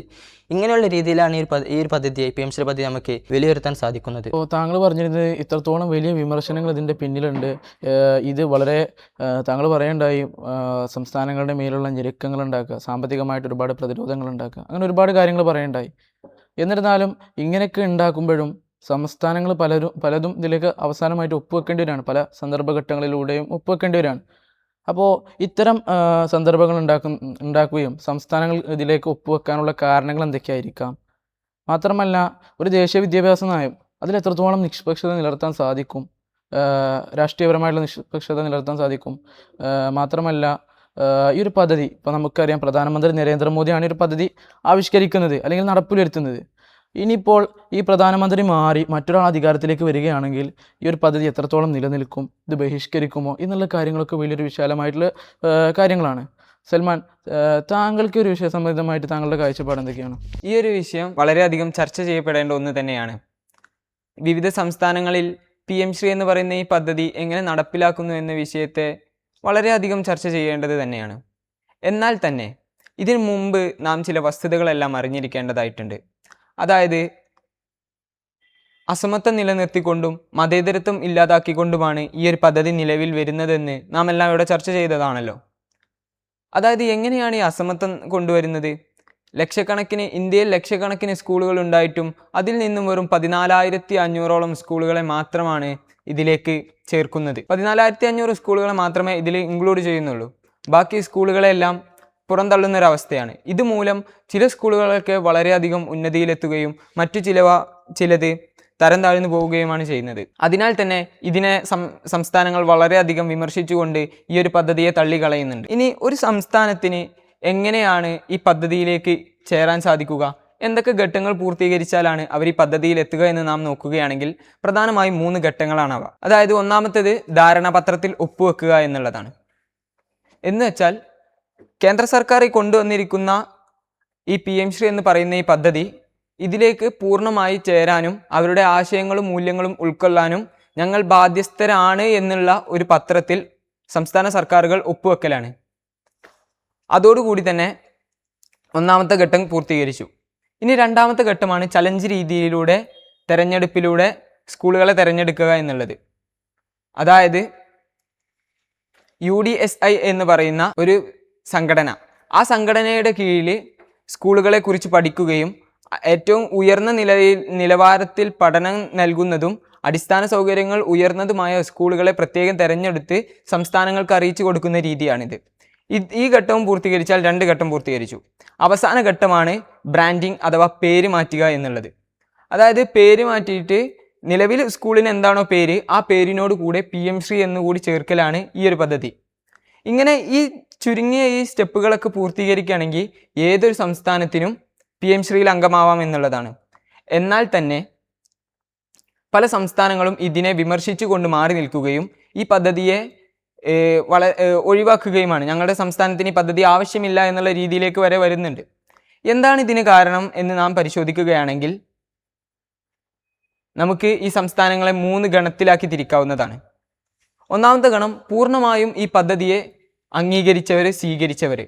രണ്ടാമത്തത് തുടക്കകാലങ്ങളിൽ ഇതിനെ വളരെയധികം വിമർശിക്കുകയും പിന്നീട് ചില നിർബന്ധത്തിനും വെല്ലുവിളികൾ മറികടക്കാനാവാത്തതിനാലും അതിലേക്ക് വഴങ്ങിയവരും. പിന്നെ ഒന്നാണ് പൂർണ്ണമായി ഈ പദ്ധതിയെ ഒഴിവാക്കിയവർ, ഇതുമായി സഹകരിക്കാത്തവർ. നാം ഈ ഒന്നാമത്തെ ഗണത്തിനെ എടുത്ത് നോക്കുകയാണെങ്കിൽ ഒഡീഷ, അതുപോലെ മധ്യപ്രദേശ്, ഹരിയാന തുടങ്ങിയ സംസ്ഥാനങ്ങളാണ് ഇതിൽ തുടക്കകാലം മുതൽക്കേ ഇതിലേക്ക് ചേർന്നിട്ടുള്ളതും അടിസ്ഥാന സൗകര്യങ്ങൾക്ക് ലഭിക്കേണ്ട പണമെല്ലാം സ്വീകരിച്ചുകൊണ്ട് ഈ പദ്ധതി നടപ്പിലാക്കി വരുന്നതും. എന്നാൽ തന്നെ എന്തുകൊണ്ടായിരിക്കാം ഇത്ര പെട്ടെന്ന് ഈ പദ്ധതിയിലേക്ക് ഇവർ ചേർന്നിട്ടുണ്ടാവുക? ഈ പശ്ചാത്തലം നമ്മൾ നോക്കുകയാണെങ്കിൽ BJP സർക്കാരും മറ്റു RSS അധികാരത്തിലുള്ളത് നടപ്പിലാക്കുന്ന സംസ്ഥാനങ്ങളാണ് ഒഡീഷ, ഹരിയാന, മധ്യപ്രദേശ് തുടങ്ങിയ സംസ്ഥാനങ്ങളൊക്കെ. അതിനാൽ തന്നെ ആ ഭാഗങ്ങളിൽ ആ കേന്ദ്ര സർക്കാർ കൊണ്ടുവന്നിരിക്കുന്ന ഈ പദ്ധതി ഏറ്റെടുക്കൽ ഈ സംസ്ഥാന സർക്കാരുകളുടെ കൂടി ആവശ്യമാണ്. അതുകൊണ്ടാണ് ഇവർ ഇത്ര പെട്ടെന്ന് ഏറ്റെടുത്തത്. ഇനി രണ്ടാമത്തതാണ് ഈ പദ്ധതിയെ ആദ്യകാലങ്ങളിൽ നന്നായി വിമർശിക്കുകയും പിന്നീട് ചില നിർബന്ധത്തിന് വഴങ്ങിക്കൊണ്ട് അതിലേക്ക് ഒപ്പുവെക്കുകയും ചെയ്തത്. അത് കേരളം, പശ്ചിമ ബംഗാൾ, പഞ്ചാബ് തുടങ്ങിയ സംസ്ഥാനങ്ങളാണ്. നമുക്കറിയാം ഇവരൊക്കെ വിമർശിച്ചിരുന്നത് ഈ കേന്ദ്ര സർക്കാർ സംസ്ഥാന സർക്കാരുകളുടെ വിദ്യാഭ്യാസ നയത്തിൻ്റെ മേലിലുള്ള ഒരു കൈക്കടത്താണ് നടത്തുന്നത് എന്നാണ്. അത് തന്നെ നോക്കുകയാണെങ്കിൽ കേരളത്തിനൊക്കെ എടുത്ത് നോക്കുകയാണെങ്കിൽ കേരളം വളരെയധികം ഉന്നമനം കൊടുക്കുന്ന ഒന്നാണ് മതേതരത്വം എന്നുള്ളത്. നമുക്കറിയാം സൗദിയുടെ ജയിലറകളിൽ കഴിഞ്ഞിരുന്ന ഒരു വ്യക്തി 34 കോടി രൂപ കൊടുത്ത് കേരളത്തിലെ 3.5 കോടി ജനങ്ങൾ അദ്ദേഹത്തെ രക്ഷിച്ചിട്ടുണ്ടെങ്കിൽ അന്ന് അവിടെ ജാതിയോ വർഗമോ വർണ്ണമോ ഒന്നും നോക്കാതെ മനുഷ്യൻ എന്ന പരിഗണനയാണ് നൽകിയിരിക്കുന്നത്. ഇങ്ങനെ പോകുന്ന ഈ കേരള സംസ്ഥാനത്തിലേക്ക് ഈ പദ്ധതി കൊണ്ടുവരികയാണെങ്കിൽ ജനങ്ങൾ എത്രത്തോളം രോക്ഷാകുലരാകുമെന്ന് സംസ്ഥാന സർക്കാരുകൾ ആലോചിച്ചത് തന്നെയാണ്. അതുകൊണ്ട് തന്നെയാണ് പലരും ഇതിൽ നിന്ന് വിട്ടു നിൽക്കാനുള്ള പ്രവണത കാണിച്ചതും. ഇനി എന്തുകൊണ്ടായിരിക്കാം അതിലേക്ക് ഒപ്പുവെച്ചതെന്ന് നോക്കുകയാണെങ്കിൽ കേരളത്തിനോ അല്ലെങ്കിൽ മറ്റ് സംസ്ഥാനങ്ങൾക്കോ വിവിധ പദ്ധതികളിലൂടെ ലഭിക്കേണ്ട, അതായത് സമഗ്ര ശിക്ഷാ അഭിയാൻ പോലുള്ളതിലൂടെ ലഭിക്കേണ്ട 1500ഓളം കോടി രൂപ കേന്ദ്ര സർക്കാർ തടഞ്ഞു വെക്കുകയും ഒപ്പിടുക അല്ലെങ്കിൽ പട്ടിണി കിടക്കുക എന്നുള്ള ഒരു കൺസെപ്റ്റിലേക്ക് വരെ പോയത് കൊണ്ടാണ് കേരള സർക്കാർ അതിൽ ഒപ്പുവെക്കുകയും ഈ പദ്ധതിയുമായി ചേരുകയും ഉണ്ടായത്. ഇനി മൂന്നാമത്തെ ഈ ഗണമാണ് പൂർണ്ണമായി ഇതുമായി സഹകരിക്കാത്തവർ. അത് തമിഴ്നാട് പോലുള്ള സംസ്ഥാനങ്ങളാണ്. ഇത് നോക്കുകയാണെങ്കിൽ ഈ തമിഴ്നാടൊക്കെ ഉന്നയിക്കുന്നതെന്ന് വെച്ചാൽ ഹിന്ദി ഭാഷ ജനങ്ങളുടെ മേലിൽ അടിച്ചേൽപ്പിക്കുകയാണ്. ഭാഷാ നയത്തിൻ്റെ പേരിലാണ് തമിഴ്നാട് സർക്കാർ ഇതുമായി സഹകരിക്കാത്തത്. ഈ ഘട്ടങ്ങളാണ് നാം ഇതിലൂടെ മനസ്സിലാക്കേണ്ടത്. ഇനി വിവിധ സംസ്ഥാനങ്ങളുടെ കാര്യങ്ങളൊക്കെ ഇപ്പോൾ പറഞ്ഞല്ലോ. അപ്പോൾ ഈ കാര്യങ്ങൾ കൊണ്ടാണ് സംസ്ഥാനങ്ങൾ ഇതിലേക്ക് ചേരാൻ വിമുഖത കാണിക്കുന്നതും. ഇനി രണ്ടാമത് ഉന്നയിച്ച ഒരു ചോദ്യമാണ്, ഒരു ദേശീയ വിദ്യാഭ്യാസ പദ്ധതിക്ക് എത്രത്തോളം രാഷ്ട്രീയ നിഷ്പക്ഷത നിലനിർത്താൻ സാധിക്കുമെന്നുള്ളതാണ്. ആ വിഷയത്തെ നാം നോക്കുകയാണെങ്കിൽ ഒരു ദേശീയ വിദ്യാഭ്യാസ പദ്ധതിക്കും രാഷ്ട്രീയ നിഷ്പക്ഷത 100% നിലനിർത്താൻ സാധിക്കില്ല എന്നുള്ളതാണ്. എന്തുകൊണ്ടെന്നാൽ ഒരു രാജ്യത്തിൻ്റെ മുന്നോട്ടുള്ള ആഗമനം തീരുമാനിക്കുന്നത് ആ രാജ്യത്തിൻ്റെ ദേശീയ വിദ്യാഭ്യാസ നയമാണ്. അതുകൊണ്ട് തന്നെ ആ രാഷ്ട്രീയ പാർട്ടിക്ക് ഒരു ചലനം ഉണ്ടാവണമെങ്കിൽ അവരുടേതായ കാര്യങ്ങൾ ആ പാർട്ടിയിലും ആ വിദ്യാഭ്യാസ നയത്തിലും കൊണ്ടുവരേണ്ടത് ആ പാർട്ടിയുടെ കൂടി ആവശ്യമാണ്. അതുകൊണ്ട് തന്നെ ഈ കാര്യങ്ങളെല്ലാം ആ പാർട്ടി എന്തിൽ ഉൾപ്പെടുത്തും? ദേശീയ വിദ്യാഭ്യാസ പദ്ധതിയിൽ ഉൾപ്പെടുത്തിക്കൊണ്ടേയിരിക്കും. തുടങ്ങിയ കാര്യങ്ങളാണ് ആ ഒരു വിഷയത്തിലുള്ളത്. ചുരുക്കത്തിൽ പറയുകയാണെങ്കിൽ ഒരു വിദ്യാഭ്യാസം മാത്രം ആഗ്രഹിച്ച് രാഷ്ട്രീയത്തിൻ്റെ സങ്കുചിതമായ അവസ്ഥ മാറ്റിവെച്ച് കുട്ടികളുടെയും രാജ്യത്തിൻ്റെയും ഒക്കെ ഉയർച്ച ആഗ്രഹിച്ചുകൊണ്ട് ഏതെങ്കിലും രാഷ്ട്രീയ പാർട്ടി നിലവിൽ വരികയാണെങ്കിൽ ആ പാർട്ടിക്ക് മാത്രമാണ് ഇത്തരത്തിൽ 100% രാഷ്ട്രീയ നിഷ്പക്ഷത നിലനിർത്തിക്കൊണ്ടുവരാൻ കഴിയുക. അത് തന്നെ നാം ഈ PM ശ്രീയിലേക്ക് എടുത്തു നോക്കുകയാണെങ്കിൽ അത്തരത്തിലുള്ള ഒരു കാര്യം തന്നെയാണ് കാണുന്നത്. അട്ടിൻതോല അണിഞ്ഞ ചെന്നായി കണക്കെ പുറമെ നല്ല രീതിയിൽ ഉള്ള വികസനങ്ങളും മറ്റു കാര്യങ്ങളും കാണിച്ചുകൊണ്ട് അതിൻ്റെ ഉള്ളിലൂടെ ഒരു രാജ്യത്തെ ഒരു ഹിന്ദുത്വ രാഷ്ട്രമാക്കി മാറ്റുക എന്നുള്ള ഒരു ആശയം കൂടി നമുക്കതിൻ്റെ ഉള്ളിൽ കാണാൻ സാധിക്കുന്നതാണ്. അതായിരിക്കാം ഈ BJP സർക്കാരിൻ്റെ ഒക്കെ ഉള്ളിലൂടെയുള്ള കളികൾ എന്ന് പറയുന്നത്. ഇനി ഈ ഭരണകക്ഷി മാറുകയാണെങ്കിൽ ഈ വിദ്യാഭ്യാസ നയത്തിൽ എന്തെങ്കിലും മാറ്റം വരിക എന്ന് നോക്കുകയാണെങ്കിൽ ഏതൊരു വിദ്യാഭ്യാസ നയം മാറുമ്പോഴും ഭരണകക്ഷികൾ മാറുമ്പോഴും അതിലെല്ലാം അവിടെ അതുവരെ ഉണ്ടായിരുന്ന വിദ്യാഭ്യാസ നയത്തിൽ നിന്ന് മാറി അതിലെ നല്ല കാര്യങ്ങളൊക്കെ എടുത്ത് മറ്റു കാര്യങ്ങൾ തള്ളിക്കളയുന്ന ഒരവസ്ഥയുണ്ട്. ഇത് തന്നെ ആയിരിക്കാം ഇനി തുടർകാലങ്ങളിലും ഉണ്ടാവുക എന്നാണ് ഈ വിഷയത്തെക്കുറിച്ച് എനിക്ക് അഭിപ്രായപ്പെടാനുള്ളത്. താങ്കൾ രണ്ടാമതായി ഉന്നയിച്ച മറ്റൊരു ചോദ്യമാണ്, ഒരു ദേശീയ വിദ്യാഭ്യാസ നയം പുറത്തിറക്കുമ്പോൾ അതിൽ എത്രത്തോളം രാഷ്ട്രീയ നിഷ്പക്ഷത നിലനിർത്താൻ സാധിക്കുമെന്നുള്ളത്. ആ ഒരു കാര്യത്തെ നാം നോക്കുകയാണെങ്കിൽ ഒരു ദേശീയ രാഷ്ട്രീയ വിദ്യാഭ്യാസ പദ്ധതിക്കും ഒരിക്കലും 100% രാഷ്ട്രീയ നിഷ്പക്ഷത നിലനിർത്തിക്കൊണ്ട് വരാൻ സാധിക്കില്ല. അതെന്തുകൊണ്ടാണെന്ന് വെച്ചാൽ ഒരു ഭരണകൂടം നിലവിൽ വരുമ്പോൾ അവരുടെ മുന്നോട്ടുള്ള ആഗമനവും രാജ്യത്തിൻ്റെ സ്ഥിതിഗതികളും തീരുമാനിക്കുന്നത് ഒരു വിദ്യാഭ്യാസ നയത്തിലൂടെയാണ്. അതുകൊണ്ട് തന്നെ അവരുടെ ആശയങ്ങളും മറ്റ് കാഴ്ചപ്പാടുകളും ഇതിലൂടെ നേളിച്ച് കാണുന്നതായിട്ട് നമുക്ക് കാണാൻ സാധിക്കും. അതേ ഒരു പ്രവണത തന്നെയാണ് നാം ഇന്ന് ഈ PM ശ്രീയിലൂടെയും കാണാൻ സാധിക്കുന്നത്. മോദി സർക്കാർ കൊണ്ടുവന്ന ഈ പദ്ധതിയിലൂടെ അവരുടെ എക്കാലത്തെയും ആശയമായ ഇന്ത്യയെ ഒരു ഹിന്ദുത്വ രാജ്യമാക്കി മാറ്റുക എന്നുള്ളൊരു ആശയം ഉള്ളിലൂടെ കാണാൻ സാധിക്കുന്നുണ്ട്. അതായത് ഇത് പല രീതികളിലായിട്ട് ഇന്ന് നമ്മളിലേക്ക് പൗരത്വ ബില്ല് പോലുള്ളതിലൂടെയൊക്കെ നമ്മളിലേക്ക് ഇന്ന് പ്രതിഫലിച്ചു വന്നുകൊണ്ടിരിക്കുകയാണ്. അതുപോലെ തന്നെ ഈ PM ശ്രീയുടെ കാര്യം തന്നെ എടുത്ത് നോക്കുകയാണെങ്കിൽ നേരത്തെ സ്വാലി ഉന്നയിച്ച പോലെ പുസ്തകങ്ങളിൽ വരുത്തിയ മാറ്റം മുസ്ലിം ഭരണാധികാരികളെ മാറ്റിക്കൊണ്ട് അവിടേക്ക് മറ്റു പല ഹിന്ദുത്വവാദികളെയും ഹിന്ദു തീവ്രവാദികളെയും ഉന്നയിച്ചു അതിലേക്ക് കയറ്റിക്കൊണ്ടുവരികയാണ്. ഈ ഒരു കാര്യം നമുക്ക് ഇതിൽ നിന്ന് തന്നെ വളരെയധികം നേളിച്ച് കാണാവുന്നതുമാണ്. അതുപോലെ തന്നെ സയൻസുകൾ ഒഴിവാക്കിക്കൊണ്ട് മിഥ്യയായ കാര്യങ്ങളും കൊണ്ടുവരുന്നത് ഇതിലൂടെ നമുക്ക് കാണാൻ സാധിക്കുന്നുണ്ട്. ഇതിലൂടെയൊക്കെ നമുക്ക് നോക്കുകയാണെങ്കിൽ എത്തുന്നതൊക്കെ ഒരൊറ്റ ആശയത്തിലേക്കാണ്. അതായത് ഇന്ത്യയെ തന്നെ മാറ്റി, ഇന്ത്യയുടെ ഭരണം മാറ്റി, മതേതരത്വം എന്നുള്ള ഒരു ഭരണഘടനയുടെ ഈ ഒരു ആശയം മാറ്റിക്കൊണ്ട് അതിലേക്ക് ഒരു കാവിസം, അതായത് ഹിന്ദുത്വവൽക്കരിക്കുക എന്നുള്ളൊരു ആശയമാണ് ഇതിലേക്ക് ഉന്നയിച്ചു കൊണ്ടുവരുന്നത്. ഇതിനെ നാം നോക്കുകയാണെങ്കിൽ ഒരു ആട്ടിൻതോൽ അണിഞ്ഞ ചെന്നായി എന്ന് വേണമെങ്കിൽ പറയാൻ സാധിക്കും. കാരണം പുറമേ നിന്ന് നോക്കുകയാണെങ്കിൽ വളരെ നല്ല സംഭവങ്ങളാണ്. എന്തൊക്കെ? അടിസ്ഥാന സൗകര്യങ്ങൾ വികസിപ്പിക്കുക, അതുപോലെ സാങ്കേതിക വിദ്യകൾ കൂടുതൽ ഉപയോഗിക്കുക, പാഠ്യപദ്ധതികൾക്ക് പുറമെ പാഠ്യേതര പദ്ധതികൾ കൂടി അതിലേക്ക് ഇൻക്ലൂഡ് ആക്കുക. ഈ കാര്യങ്ങളൊക്കെ ഇങ്ങനെ ഉണ്ടെങ്കിലും ഇതിൻ്റെ ഉള്ളിൽ കൂടി കളിക്കുന്നത് മറ്റൊന്നാണ്. അത് നോക്കുകയാണെങ്കിൽ ഈ മോദി സർക്കാരിൻ്റെ എക്കാലത്തെയും ആവശ്യമായിരുന്ന ഇന്ത്യയെ ഹിന്ദുത്വവൽക്കരിക്കുക എന്നുള്ള ഒരു ആശയം അതിനുള്ളിൽ നിന്ന് തെളിഞ്ഞു കാണുന്നതായിട്ട് നമുക്ക് കാണാൻ സാധിക്കുന്നുണ്ട്. ഈ ഒരു കാര്യം ഇത് മോദി സർക്കാർ എന്നല്ല, ഏതൊരു ഭരണകക്ഷി നിലവിൽ വരികയാണെങ്കിലും അവരുടെ ആശയങ്ങളും മൂല്യങ്ങളും അവരുടെ ദേശീയ വിദ്യാഭ്യാസ നയത്തിൽ നിഴലിച്ച് കാണുന്നതായിട്ട് നമുക്ക് കാണാൻ സാധിക്കും.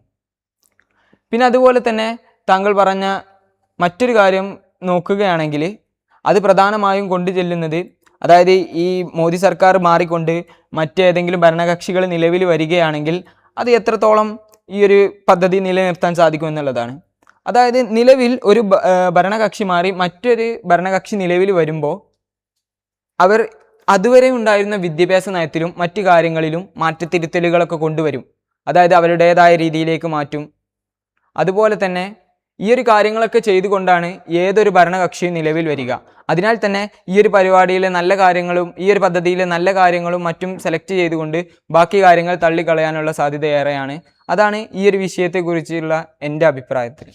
അപ്പോൾ അത്തരം കാര്യങ്ങളാണ് താങ്കൾ പറഞ്ഞിരുന്നത്. അതായത് ഒരു പ്രധാനമന്ത്രി അധികാരത്തിൽ നിന്ന് മാറിക്കൊണ്ട്, ഇന്നത്തെ പ്രധാനമന്ത്രിയാണ് ഈ പദ്ധതി ആവിഷ്കരിക്കുന്നത്, അദ്ദേഹം മാറി ആ സ്ഥാനത്തേക്ക് മറ്റൊരു കക്ഷി വരികയാണെങ്കിൽ ഈ ഒരു പദ്ധതി നിലനിൽക്കുമോ എന്ന ചോദ്യം തീർച്ചയായും അയാളുടെ മാനസികാവസ്ഥയും ഇതിനോടുള്ള സമീപനവും കൂടി പരിഗണിച്ചാൽ നമുക്കതിന് കൃത്യമായിട്ടുള്ളൊരു ഉത്തരം പറയാൻ കഴിയുക, അല്ലെങ്കിൽ തീർപ്പ് കൽപ്പിക്കാൻ കഴിയുക എന്ന് താങ്കൾ ഇവിടെ പറഞ്ഞു. തീർച്ചയായും എന്തൊക്കെയായാലും നമ്മളിവിടെ പറഞ്ഞതിൻ്റെ ആകത്തുക എന്ന് പറയുന്നത്, നമുക്കറിയാം നിലവിലത്തെ വളരെ ചർച്ച ചെയ്യപ്പെടുന്ന ഒരു വിഷയം PM ശ്രീ പദ്ധതി.